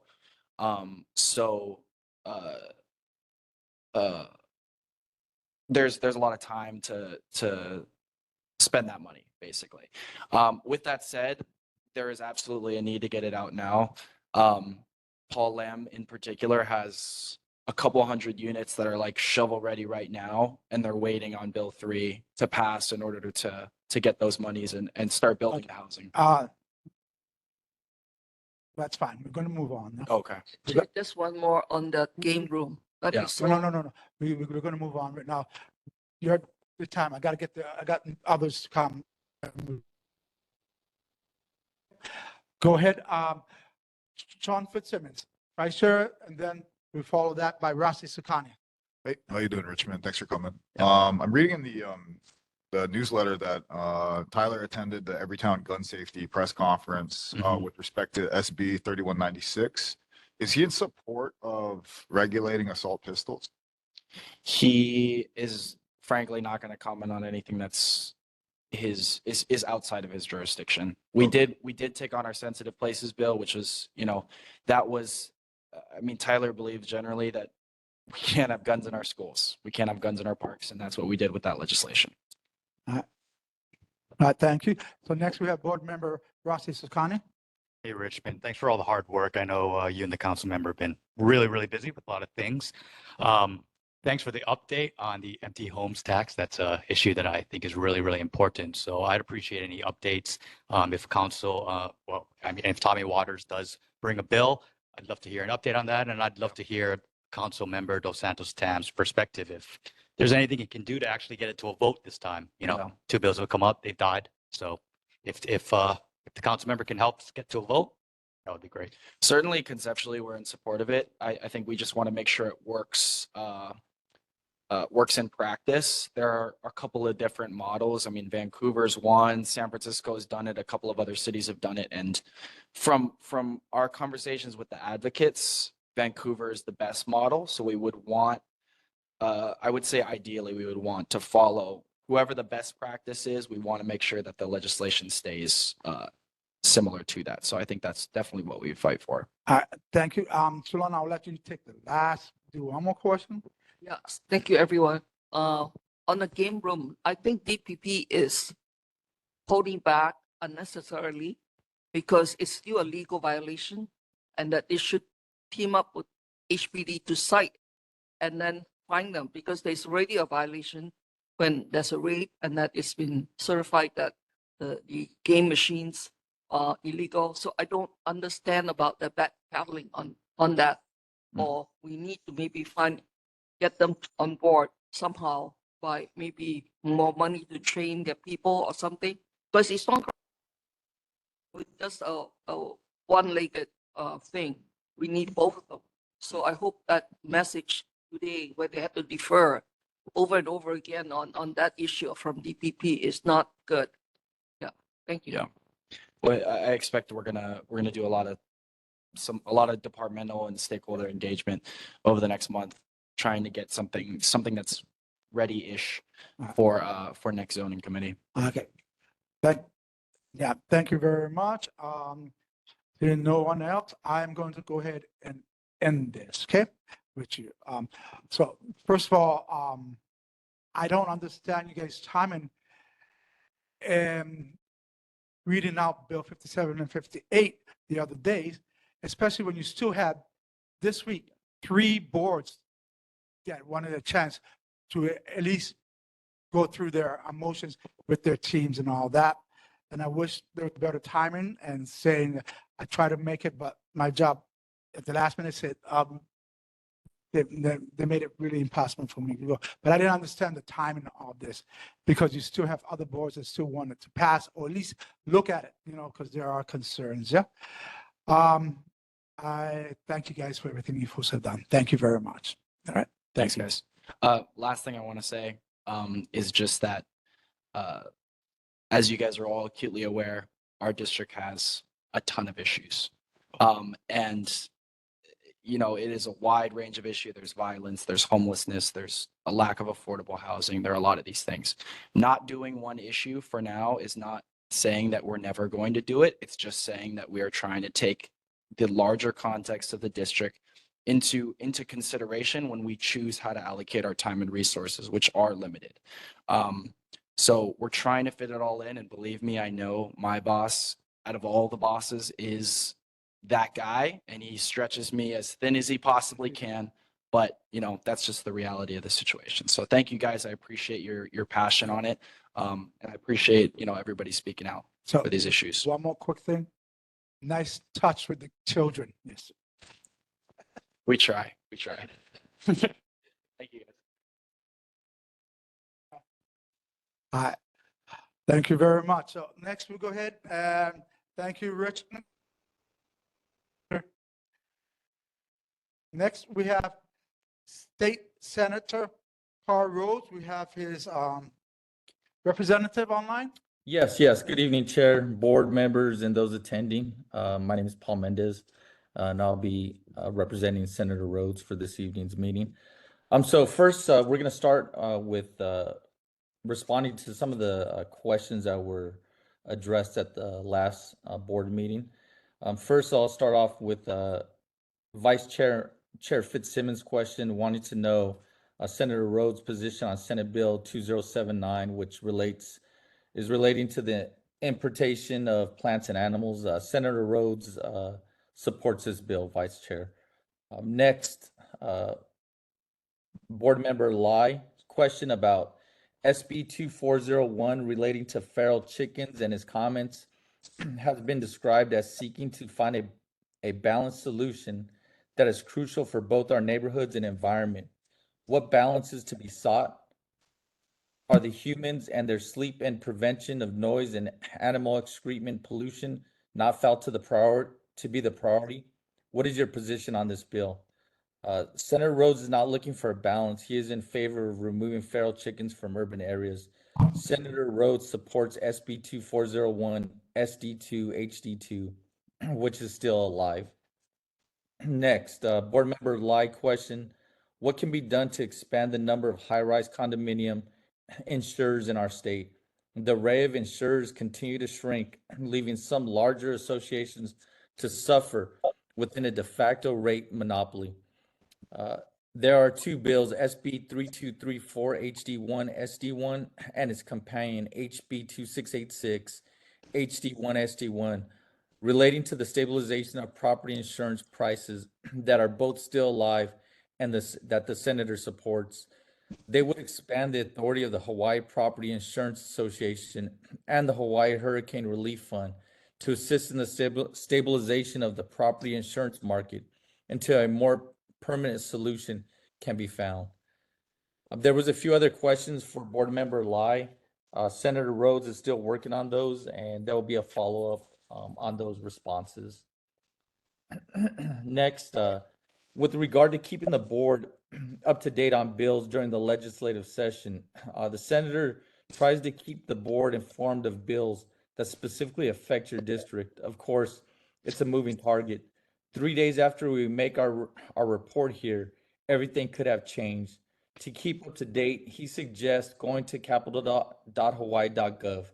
If you know the bill number, you can enter it at the top of the first page and get the status, testimony, committee reports, etc. If you want to see the status of his bills or other area elected officials, you can go to laws and research of that website. Right under the search box at the top of the opening page, then reports and list. And then if you want to see how many bills are faring, or how his bills, the senator's bills, are faring, you can go to measures by introducer. Then under senator, select Rhodes, and then measures with Rhodes as the first primary introducer. The senator has introduced about 200 bills in the last 2 years, and those will show up except the ones that passed, which get put on a different list, acts. For those that passed, the easiest is to go to carlrhodes.org and look under legislation. Yesterday, the Department of Health reported 170 new COVID cases with a 7-day average of 26 cases and 4 deaths for that weekly period. The center encourages you to stay up to date on your COVID shots as well as your flu shots. If you are over 60, there is now a vaccine for respiratory syncytial virus, RSV, which is also a good idea to get. The senator, again, encourages to please don't hesitate to call his office, 808-586-6130 with questions or concerns, or email him at his email, sendroads@capitol.hawaii.gov. Or you could contact me and I'll do my best to assist you as well. That's all I have at this time. I'll stand by for any questions. Thank you very much. Anyone in our audience who wishes to address Senator Rhodes' representative? Not seeing none or hearing none. Anyone online, residents, who wishes to address? Not seeing none or hearing none. Board members, go ahead. We'll start off with Board Member McDonald, please. Thank you, Chair, and thank you to the Senator's Assistant for being here. Last month, I asked specifically about a bill, and I didn't hear you address it in your response today, but I asked specifically about a bill the Senator sponsored and has ushered through committee that does not allow the people of Hawaii to vote for candidates, particularly for president, that they would like to vote for. I would like to ask the senator how he feels it falls upon him to choose for the citizens of Hawaii who they can and cannot vote for when it comes to the office of the president or any other president. It seems to me that if I wanted to vote for anybody, no matter who it is, I should have that right. And how does the senator think it falls upon him to take that right away from me? I certainly would like to hear his response. Thank you. Yes, just to clarify, that was for the 14th Amendment bill, SB. I believe because that one has died, but I will still bring that up to him and get a question. But I just want to make sure that that's the correct bill that you're referencing. Go ahead.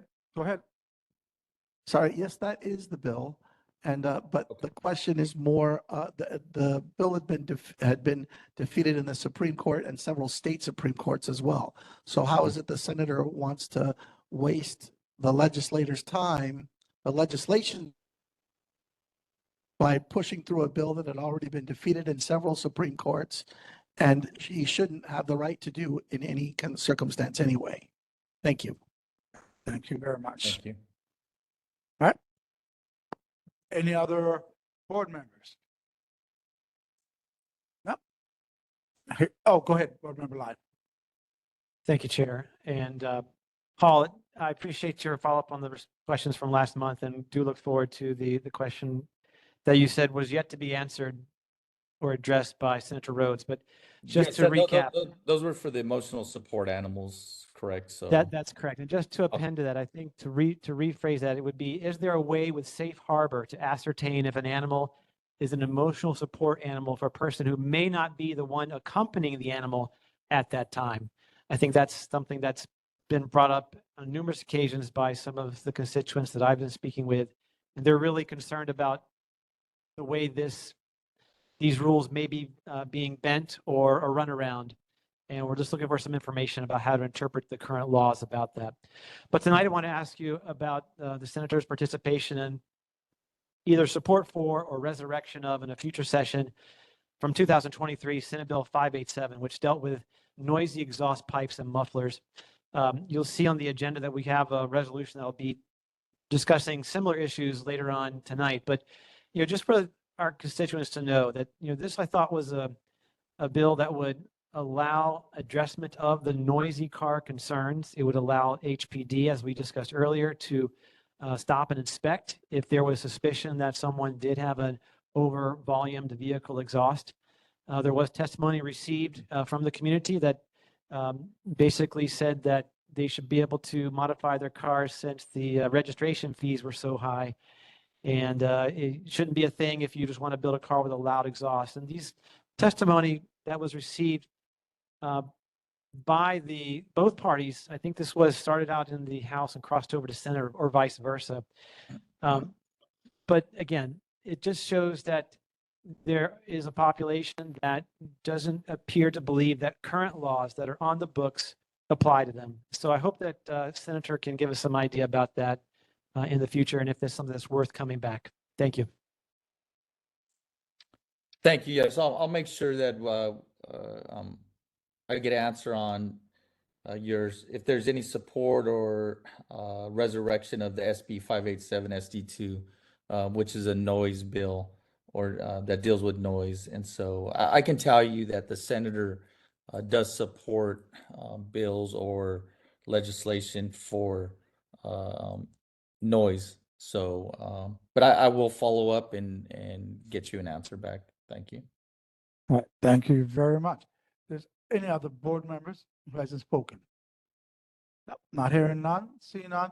Paul, you have a good day and thank you, and we'll see you next month. Thank you very much, Chair. Have a good evening. Thank you very much.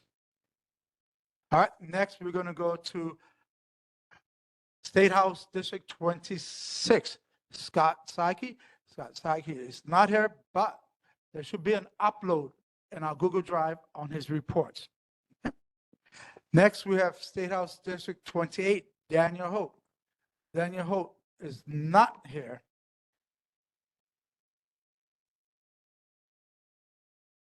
Nicole, are you representing someone?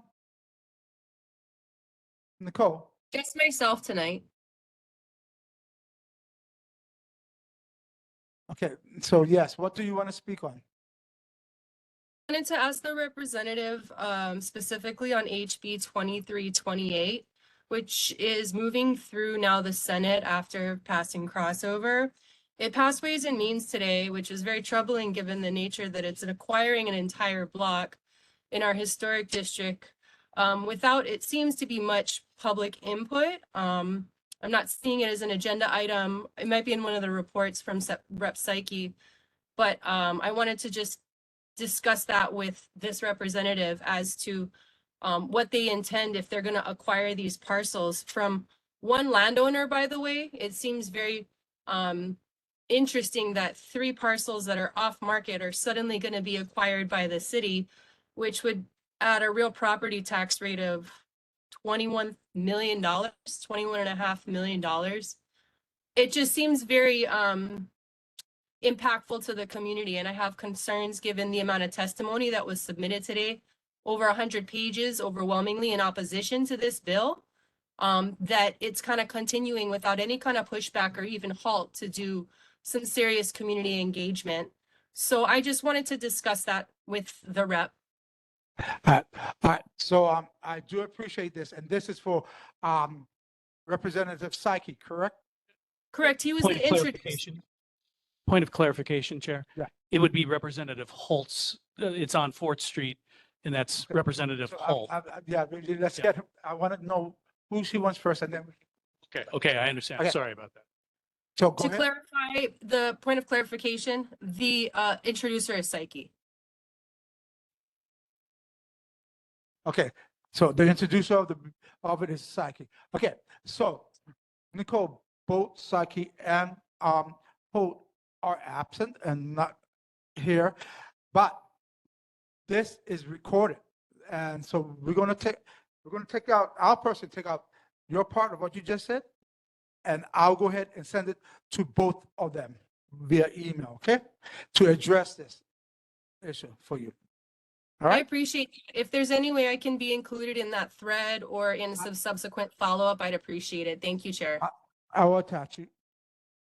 It's very troublesome. No historic preservation has commented. There's nothing on any type of pushback or questioning to this, and it's very troublesome to me, given it's an entire block. Thank you. So I'll go ahead and attach you to the email that I sent to them, okay?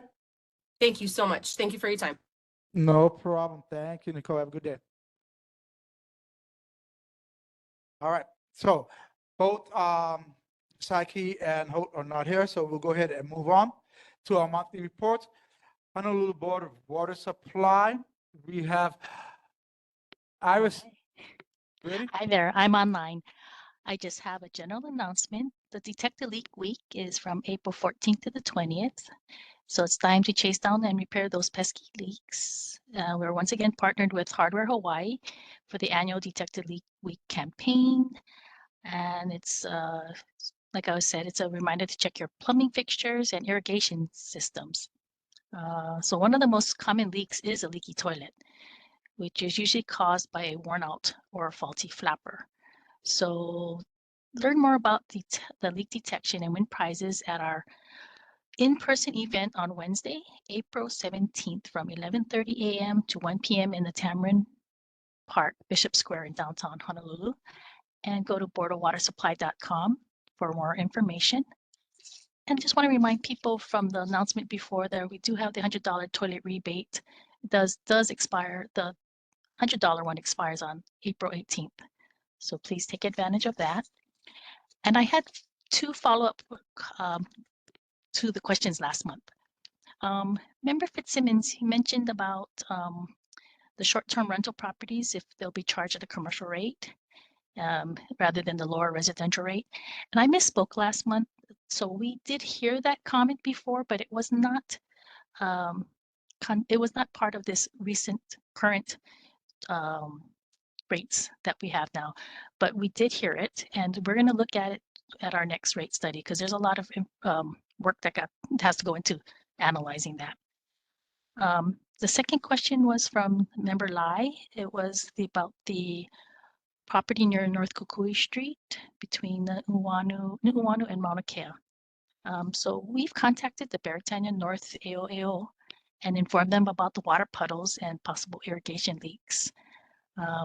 So they confirmed that they'll follow up and address the issue. So for anyone on listening, if you see water being wasted, say a broken water pipe or a malfunctioning irrigation sprinkler or someone overwatering, please let us know so we can follow up. And you can report your water waste concern online at the boardofwatersupply.com, or you can call us at 808-748-5041. And the third option is you can email us at contact us at hbws.org. That's it for my All right, thank you. report. Thank you. Thank you, I do appreciate it. Do we have anyone in the audience? Not seeing it, not hearing it, but go ahead. Anyone online? Seeing anyone online? Okay. Board members, any board member? Not hearing or seeing any board members? Thank you, Iris. We'll see you next month. You have a great day. Thank you. Thank you, you too. Bye-bye. All right, thank you. All right, next we have Hawaii Department of Transportation, HDOT, Blaine Kawamura. I don't believe he's online. I think he said that he's going to try to do this. What he wants to do is come quarterly. Okay, so I'll adjust this to quarterly. Next, we have Safe Haven, Greg Payton. Mr. Payton, are you online? Okay. So Mr. Payton, I did upload his report sometime between 5 to 7 this morning, but he's out of town. So we're going to go ahead and move on to Honolulu Authority Rapid Transportation. Harry Cho. Harry Cho, are you online? Yes, good evening, everyone. Harry Cho with the Honolulu Authority for Rapid Transportation. For my update this month, I'd like to just hand it off to Patrick Watson with our downtown utilities contractor. He'll be sharing some upcoming road closures in the area related to our rail construction. So go ahead, Patrick. Okay, Patrick, remember you have 3 minutes on this, yeah? Thank you. All right, mahalo, Chair, board members, members of the community. Patrick Watson with Honua Consulting on behalf of Frank V. Coluccio Construction to provide you with a brief update regarding the downtown utility relocation work taking place in your district. I'd like to share a flyer if I could. So I'm going to attempt to do that. Let's see. And are you able to open system preferences? Yeah, something changed with the layout, but let's see. Oh, are you Are you able to provide me access, Dylan? Hey, Patrick. No, I know what you mean. WebEx did just update, so the layout is different. I Yeah. think you got to change a setting on your side, so we can move through it. But if Okay. you want to email me the flyer, or if you put it in the chat for a link, we'll get that in the drive, and then that'll be included in the minutes. Got you. Okay, appreciate that. So I'll just try to verbally communicate what's going on. So we have the current ongoing work on Nimitz Highway, and the hours are as follows: eastbound 8:30 a.m. to 3 p.m. And then westbound from 8 a.m. to 3 p.m. is when Colucio starts the day and ends the day for the daytime work. And then they're currently doing nighttime work, eastbound and westbound from 8 p.m. to 5 a.m. And that's from the Alva Street area down to Richard Street. And then the second announcement is that they are planning to do a street closure on Haleakala Street between Richard Street and Punchbowl Street on April 20th in the morning from 7 a.m. to 11 a.m. To facilitate some work in the traffic lanes there. So what that means is the Ala Moana eastbound left turn to Haleakala, as well as the Richard Street left turn to Haleakala will be closed during that time. So that stretch, that block between Richards and Punchbowl will be closed and restricted to only emergency vehicles if needed. And the access is taking Mililani Building Parking Garage, Mililani Street, and Princess K. Ikolani State Building Parking Lot B on Haleakala Street there will be restricted at that time. But there will be special duty officers available to allow for, like I mentioned, emergency vehicles. And that would be the current update. And I also put in the chat our links for the e-blast, which will have this flyer available tomorrow, as well as information regarding the next city center utilities relocation business and community meeting on April 25th at 1 p.m. So the link is in the chat. And if you have any additional questions, you can email us at ccor3@honuaconsulting.com, which is also in the chat. And that concludes my update. Mahalo. All right, thank you. Does anyone in the audience have any questions for Mr. Watson? Hearing none, seeing none. Anyone online? Do we have anyone, any board members? No? Hearing none, seeing none. Thank you, Mr. Watson, and thank you, Mr. Cho. We appreciate it. We'll see you guys next month. Thank you. All right. So next, we have Chinatown Improvement District, Lee Stack. Lee, are you online? Not seeing Lee online. We'll go ahead and move on to Chinatown Business Community Association, CBCA, Shulan Schubert Kwok. Thank you. Very short one, but our meeting on, well, I can see my own print, March the 9th. And then mostly we were updated by our commander on his new program that we have seen happening in Chinatown, which we are very delighted with extra police officers on different vehicles cruising around our neighborhood.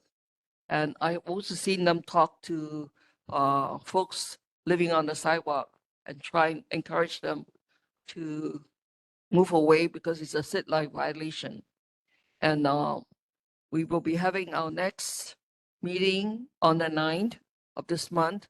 But basically, importantly, we are doing a strong monitoring of the Kekaliki Mall renovation. They just completed the middle section.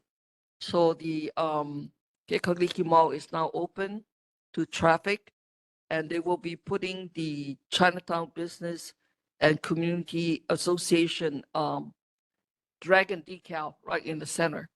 And we're just hoping that when they finish, we can have the archway going in, so that will complete the beautification program on there. So far, not too many violent crimes in Chinatown. Things are quiet and good. Thank you. All right, thank you, Shulan. Anyone in the audience has any questions? Shulan, none? Anyone online? See none online. Any board members? All right, seeing none, we'll go ahead and move on. Next, Neighborhood Citizens Patrol.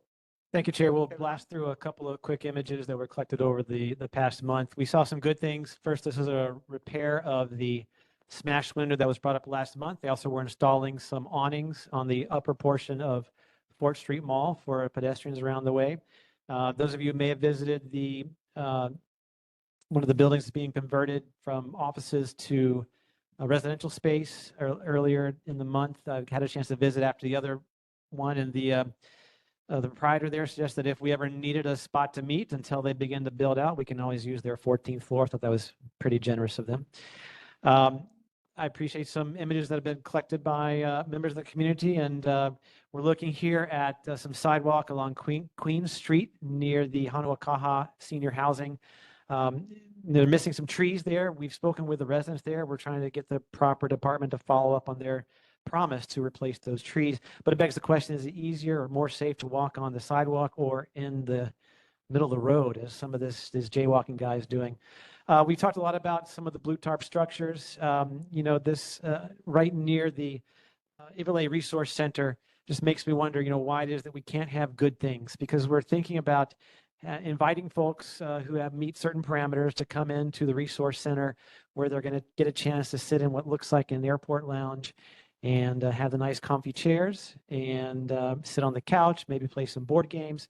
But are they really going to want to choose to do that? That's something that we still have yet to see. And we've tried to set the stage for getting some reports and feedback from the operators of the resource center over the next couple of months to see what kind of data we can collect. But again, the other option is, here's a 1.5-story ranch unit with a no irrigation backyard. And the best part is 0 property tax.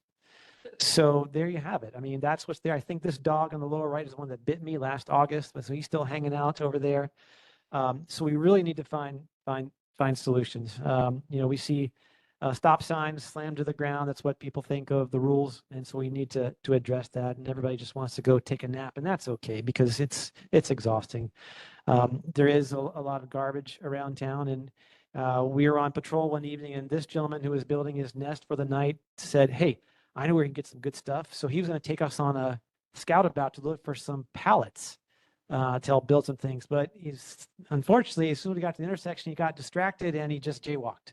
So he left the area. But as far as jaywalking goes, yes, I just want everybody to think that if there were no jaywalking rules, as drivers, you'd have to be prepared to stop at any time, at any portion of the intersection, or even in between intersections, and you'd be responsible for not causing any bodily injury. So I just want us to make sure that we're thinking about this and its ramifications, and it can get kind of dangerous out there, because you never know what's going to pop up in the middle of the road or in the middle of the night. So everybody should remain aware. We talked a lot about how to make the intersections inhospitable to the alms gathering, but that's something we couldn't ask our state rep, who wasn't here. Again, snap time, and we're seeing a lot of trash on the road. I want to make sure that our improvement districts are getting their money's worth for the security guards. We see a lot of pauses there. For Mr. Rasmussen, who I'm not sure if he's still here, yes, the graffiti is an issue. There was a recent promotion to educational graffiti, teaching about vowels and whatnot, but that was very short-lived. The bird report, yeah, still bad. People keep feeding the wild birds. Not good. HPD was doing a homeless bird sweep here, so that was very productive. But these little small baby birds become big flocks of annoying birds who cause a big ruckus everywhere. There's some analogy here to sleeping with the fishes, but I haven't yet figured what that out is. The monthly PSA, again, please do not feed the wild birds. They don't need you, and we don't need them. And if anybody knows Chad, I saw this sign on the building next to the Iwilei Resource Center. Please let me know, because this rooster was actually pacing me as I was driving in the Safeway parking lot. So, Mr. Chair, I conclude with this. We do need some detours in the area, and we're still trying to look for solutions. To that end, I invite everyone to join us every second Tuesday of the month, departing from the Diamond Head Tower lobby of Kukui Plaza. Put 1261 Fort Street into your GPS. Come along, bring a friend and a camera, and we'll help identify areas such as this and make sure that our elected officials know what's going on. Thank you, Chair. All right, thank you very much, Board Member Lai. All right, anyone in our audience? Nope. Anyone online? Not seen one? Any board member? Not seen anything? Thank you, Mr. Lai. We'll talk to you and get a fun commentary from you again next month. Thank you. All right, next we're going to go ahead and move on to the approval of minutes. I hope everybody took a chance to look at it. So, Thursday, February 7, 2024, regular meeting, written summary for video. Do we Mr. have, Mr. Chair, may I make a motion that we pass the approval of minutes? all right, as written? thank you. And Sean Fitzsimmons,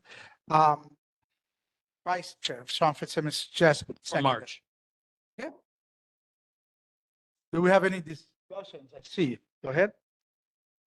Chair, thank you. Just to clarify, if the maker of the motion will accede to the change in the agenda, which was to accept the draft regular meeting written summary as in the Google Drive. It's what you guys got in email as well. That's, yeah, okay. So, yeah. It has a slight tint to it.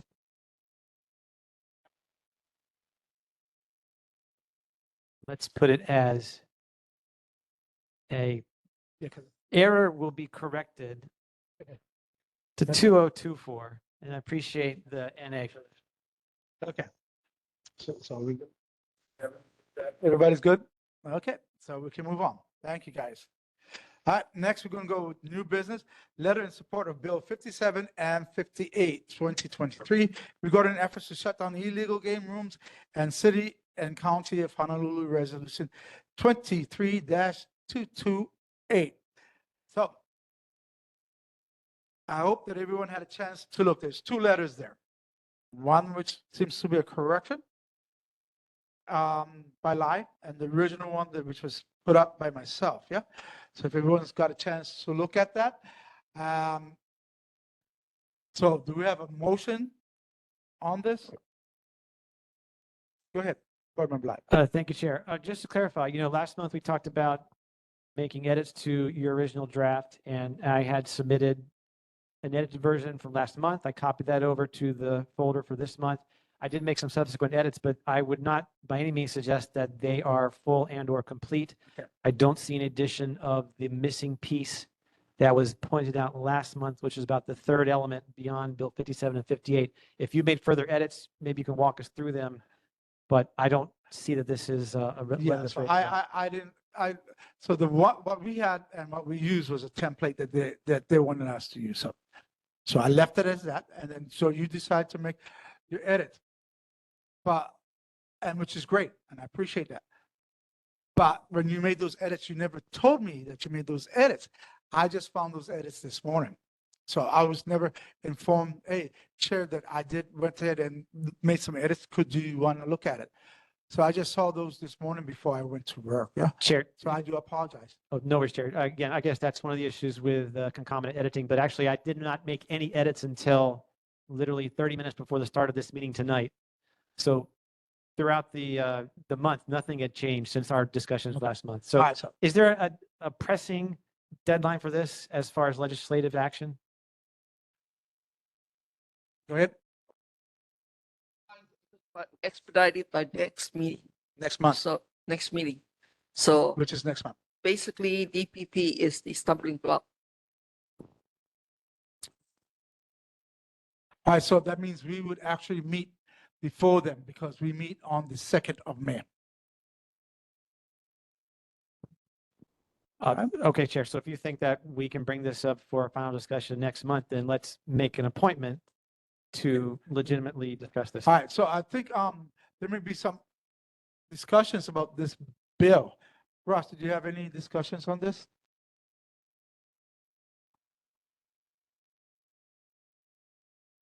Yeah, is there a motion on this?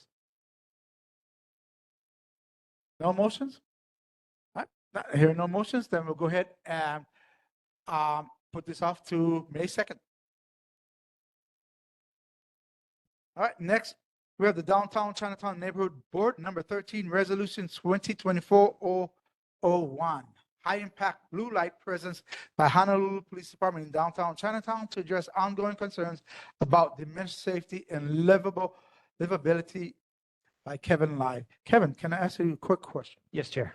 What do you mean, and this, maybe I'm being ignorant, but high-impact blue light presence? Is that just That's a brilliant and insightful question, Chair, and I'll address it very, very straight away. It really deals with the content of the bill. We're looking for a way to amplify the presence of HPD, knowing that, as we've been told over and over, that there is a a lack of a full complement of officers.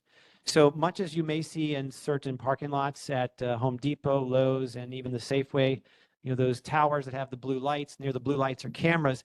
The idea is that the presence of blue light subconsciously will let you make you think that, oh, there may be some observation going on, or you're always thinking that on the top of a police car is a blue light. So it's just that relationship there. So the resolution walks through the reason that we need amplified presence because of some ongoing chronic concerns that we've gotten some, for lack of a better word, lip service from HPD and other departments, but nothing really has changed as measured by the fact that the same problems continue to happen over and over again.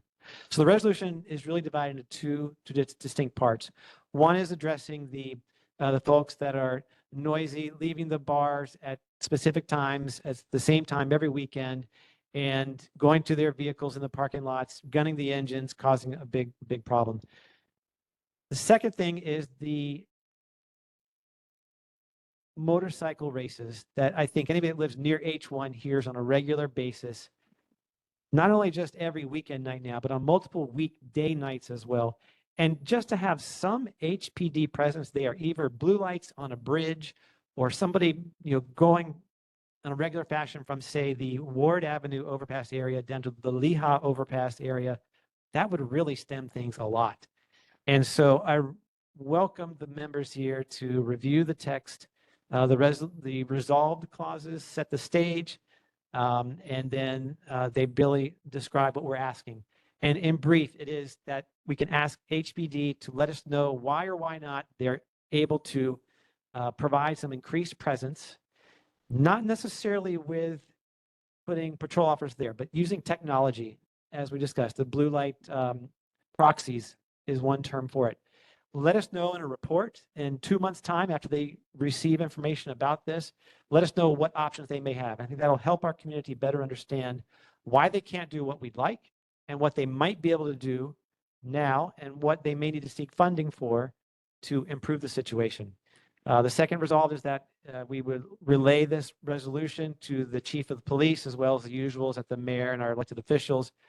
And then again, the third point would be that they would return to this board and let our constituents know within 60 days what they think about the resolution. Thank you, Chair. Thank you. Board Member Fitzsimmons. Thank you for putting this together, Kevin. I can see you put some work into it. Thank you for the efforts. Specifically, I just have a concern with the whereas clause and about Scarlet. Opponents of this, right? Devil's advocate, right? Could say that this is a transparent attempt to target the patronage of a legally operating business. This is like on its face, equal protection issue. It's an LGBT establishment. It's a protected class. And this disproportionate police attention towards a legally operating business that's operating pursuant to their license that they legally received within legal hours. I think that could be problematic. I'm just saying that just straight up. That's it. Thanks. If I may. Go ahead. Thank you, Chair. Sure. Thank you, Member Fitzsimmons. Appreciate your input and your knowledge about it. I again, try to specify only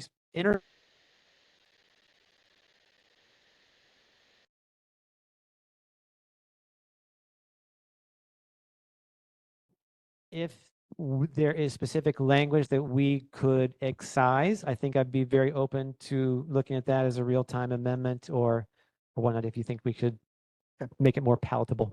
All right. Go ahead. Board Member Bob Armstrong. Thank you, Chair. Great points, Member Fitzsimmons. And I think the resolution is outstanding and needed. However, I would like to see the next version or another version of it being less prescriptive as to where we think this should be, because I do share some concerns that it's a veiled attempt at a good business here in the downtown Chinatown area. I might also add that perhaps the chair could think about a presentation from that establishment sometime.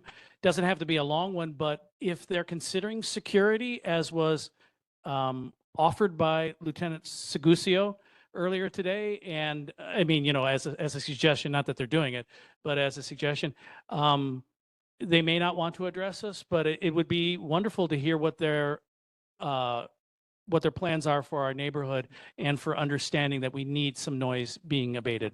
Okay, so anyone else, because I'm going to end this, but go ahead, Mr. McDonald, Board Member McDonald. Thank you, Chair. Thank you, Dr. Lai, for your work on this resolution. I do have to say that I don't see myself ever being in a position to be able to support it. I work in the service industry. I manage a bar, and I often am not done working until 4 or 5 in the morning. So when the good people of the community are off doing their businesses and making the noise that they're supposed to be making over the course of the day, it often interrupts my sleep, which is around noon, and I don't care for it. Nobody likes getting their sleep interrupted. But I should remind everybody here that we live in Chinatown. This is not a residential district. This is not a retirement community. We have chosen to live in a district where we go all night. This used to be the red light district. We have chosen to live here. If you don't like the sound of airplanes, don't buy a house near the airport. Thank you. No, thank you very much. And just before you answer these questions, because we're going to make this real quick so we can start to the next slide. I would suggest, I did read this. May I please suggest that you go over this again and take time to look at it? The reason I'm saying this, because right now it seems like you are targeting Scarlett. And I can honestly tell you right now that Scarlett has a personal issue with Board Member Lai. They feel that Board Member Lai has been attacking them very much. And I don't want no one to think that Board Member Lai is attacking them, but this is how they're feeling. So would they come to a board meeting? At this time, no, but I can talk to them and ask them. But they feel like they're being attacked personally. And a lot of people do enjoy Scarlett. Scarlett is known as one of the best places to go to, whether it be a straight bar or gay bar. It's one of the best places to go to enjoy. And a lot of people go to it, whether they're straight, gay, or bi, no matter what. Everyone goes there. But the people that around Scarlett feel like they're being attacked.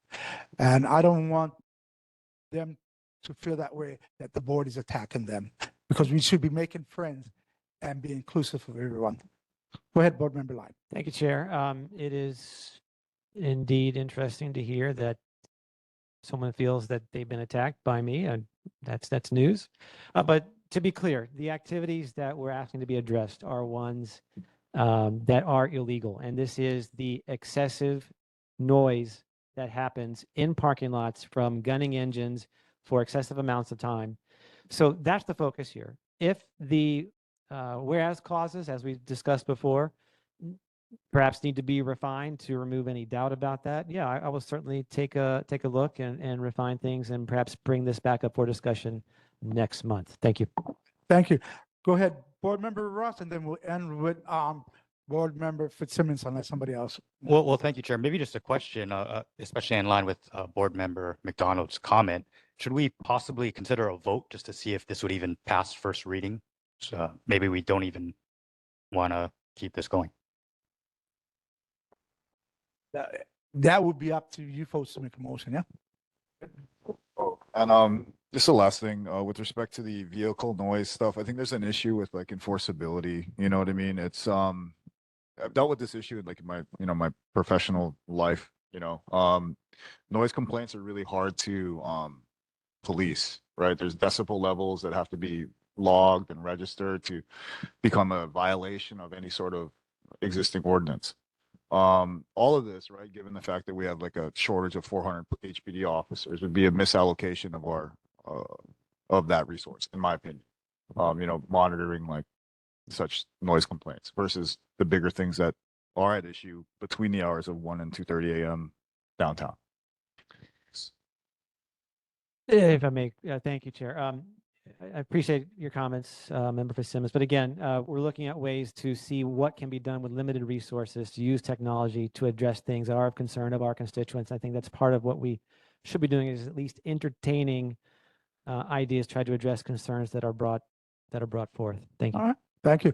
Board Member Isokane. I'd like to make a motion that we put this to a vote to see if we want this draft resolution to pass the first reading and even consider this for the future. Does that make sense? Is the motion to support? Sure. Motion to support the resolution as written. Second. Okay, we have a first and we have a second. Discussions. Yeah, I think we've already discussed that this draft is going to be edited, so I don't know if it'll be premature for the group to assess it in its current state. Yes.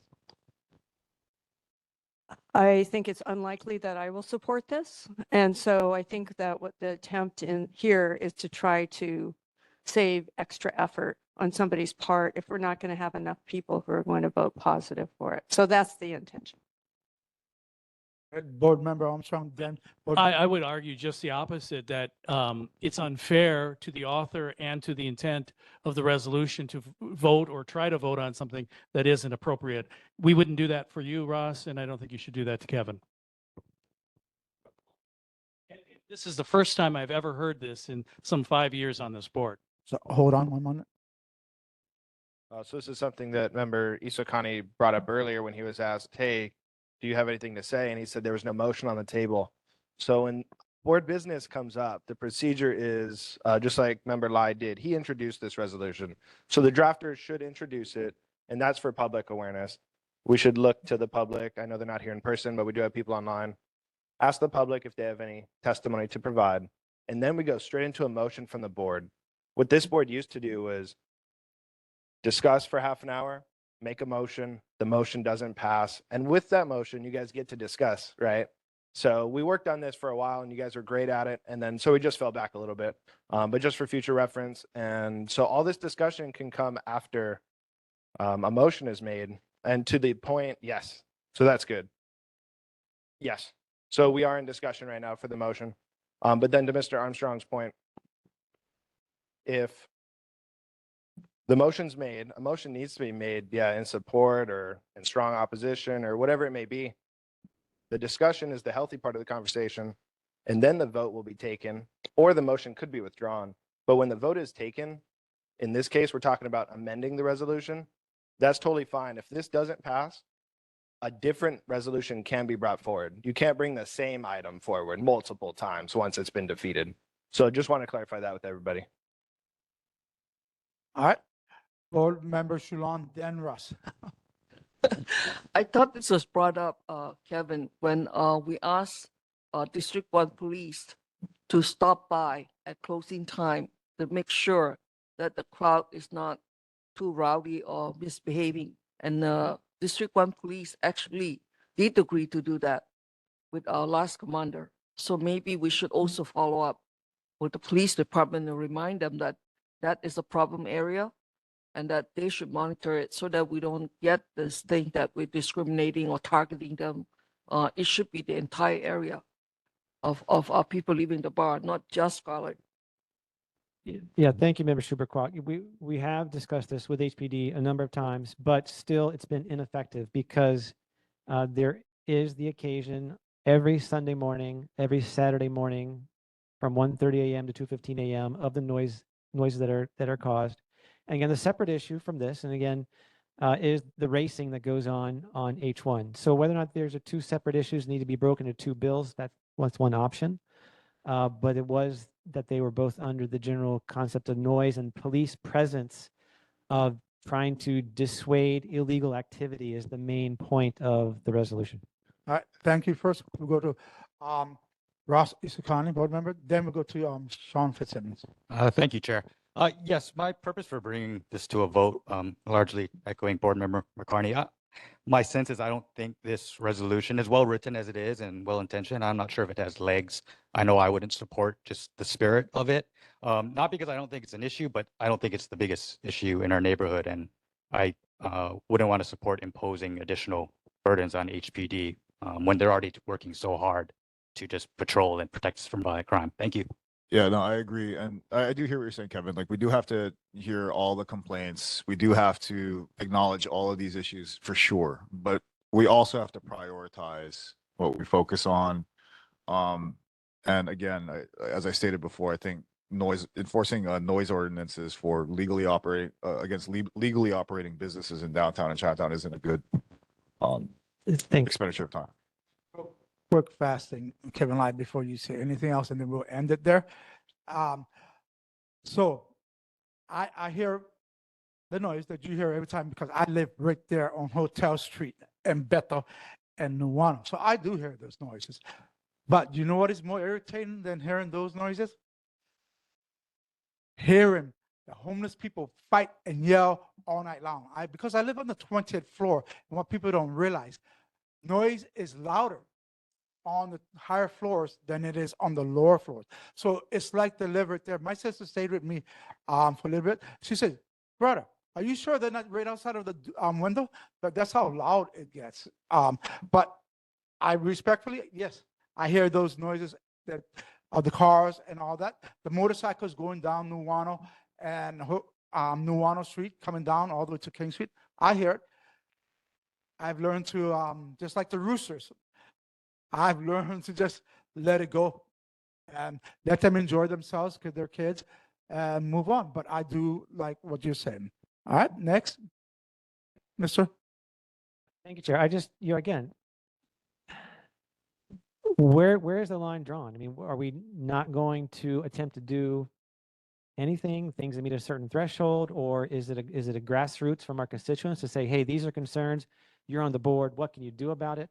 So, I totally respect the majority rules concept here, totally understand that. I just want to see if there are other issues that, we can try to move forward, and that we are always trying to help better our community. And again, the intent here is to curb illegal activity. Thank you. All right, thank you. Okay, so we do have a motion and we do have a second. I'll call for the call. I'll call for the vote.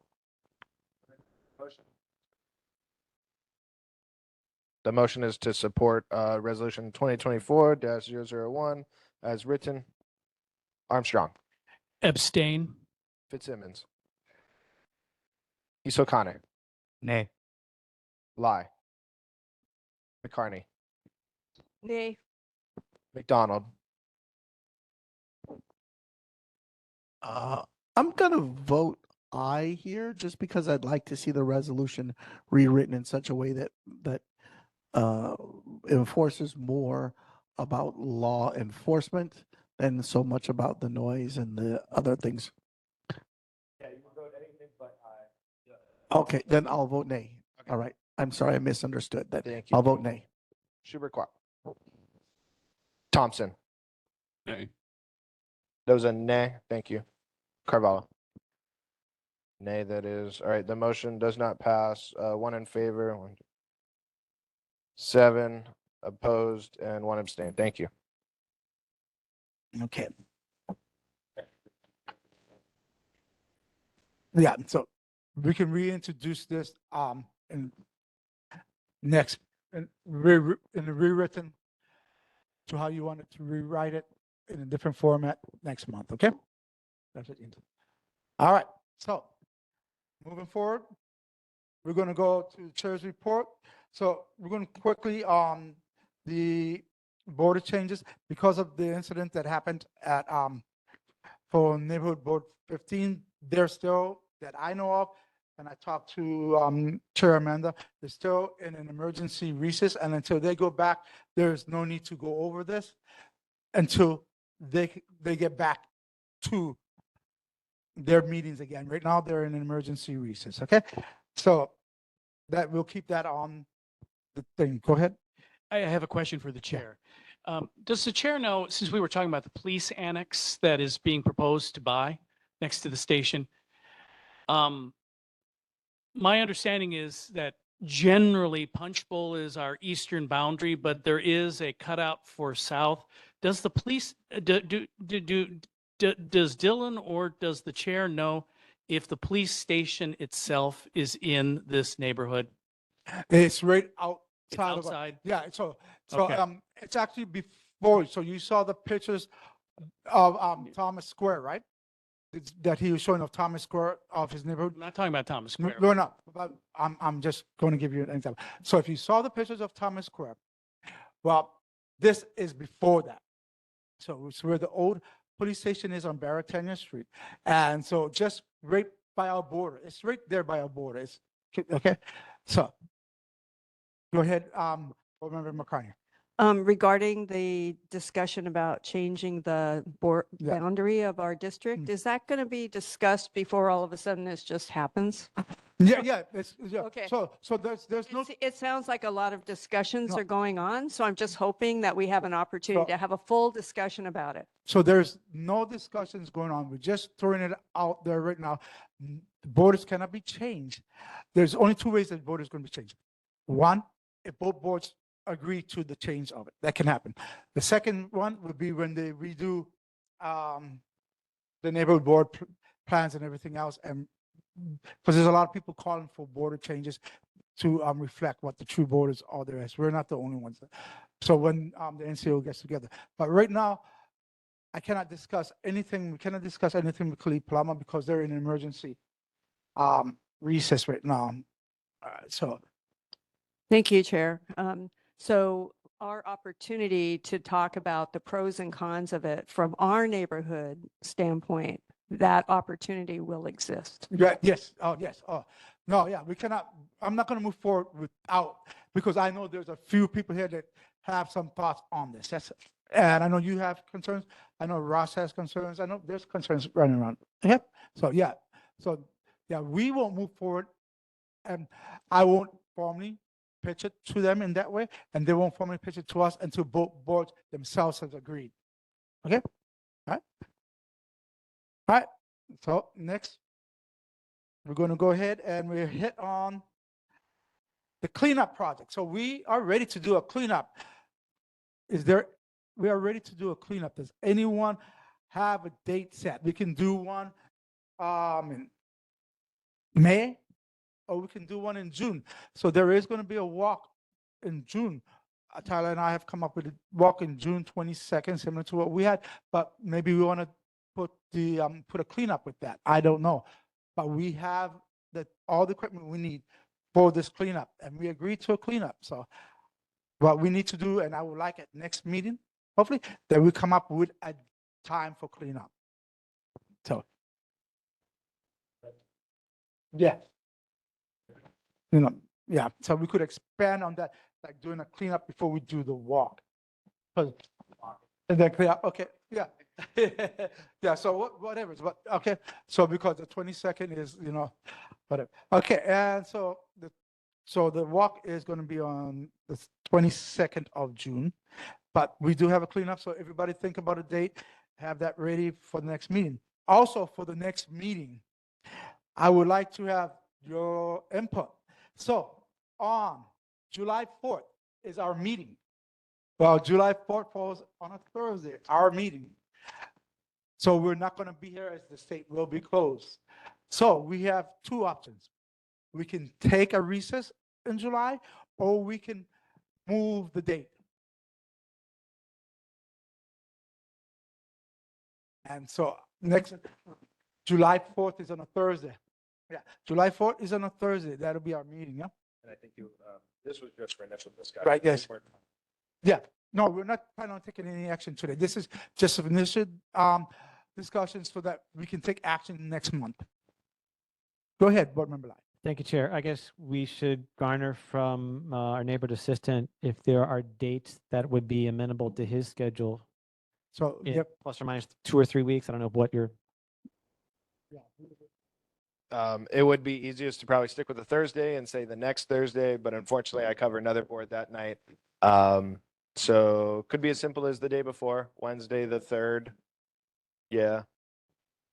Where everyone can take a break. Is the school open I- at that time? I would assume. And a last resort, we can always use our building. Can we all, Chair?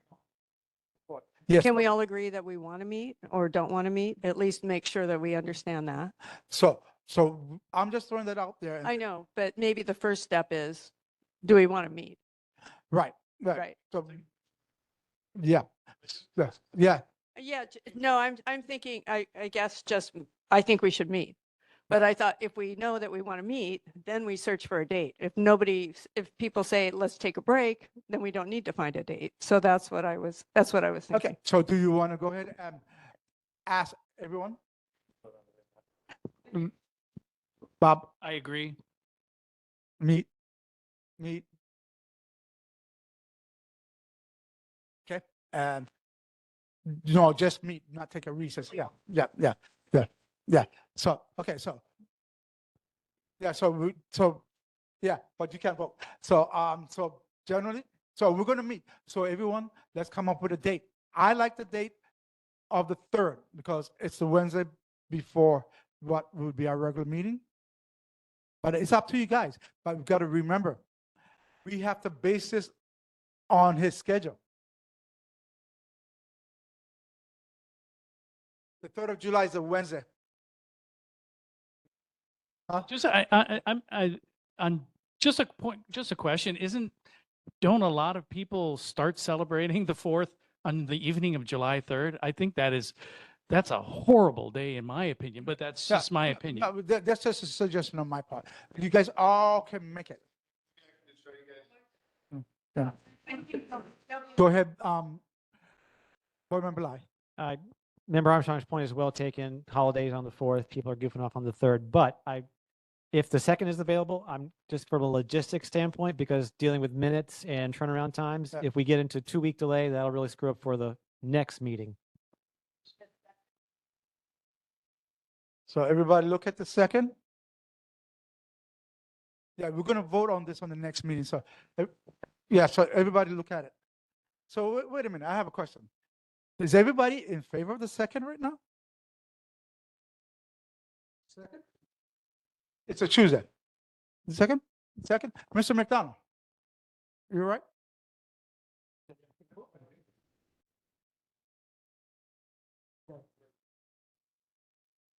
Okay, so if someone wants to make a motion, and we can vote on it now.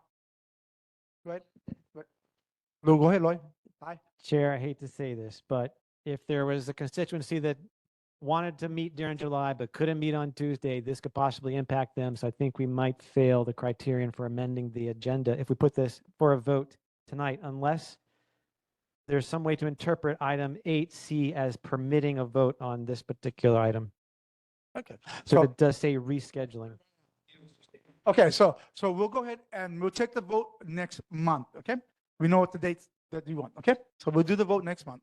All right, so that being the end, we'll go ahead and let me see. Next Downtown-Chinatown Neighborhood Board meeting will be meeting on Thursday, May 2nd at 6:00 p.m. at the library here at Ke'Ili'Okalani Middle School. You can also check us out on YouTube at www.youtube.com, City and County Neighborhood Board C2559. Rebroadcast of Downtown-Chinatown Neighborhood Board number 13 meetings are scheduled on Olelo Channel 49 for every third Thursdays at 9:00 a.m. as well as 9:00 a.m. on the fourth Saturdays of each month. This meeting is adjourned at time 8:35.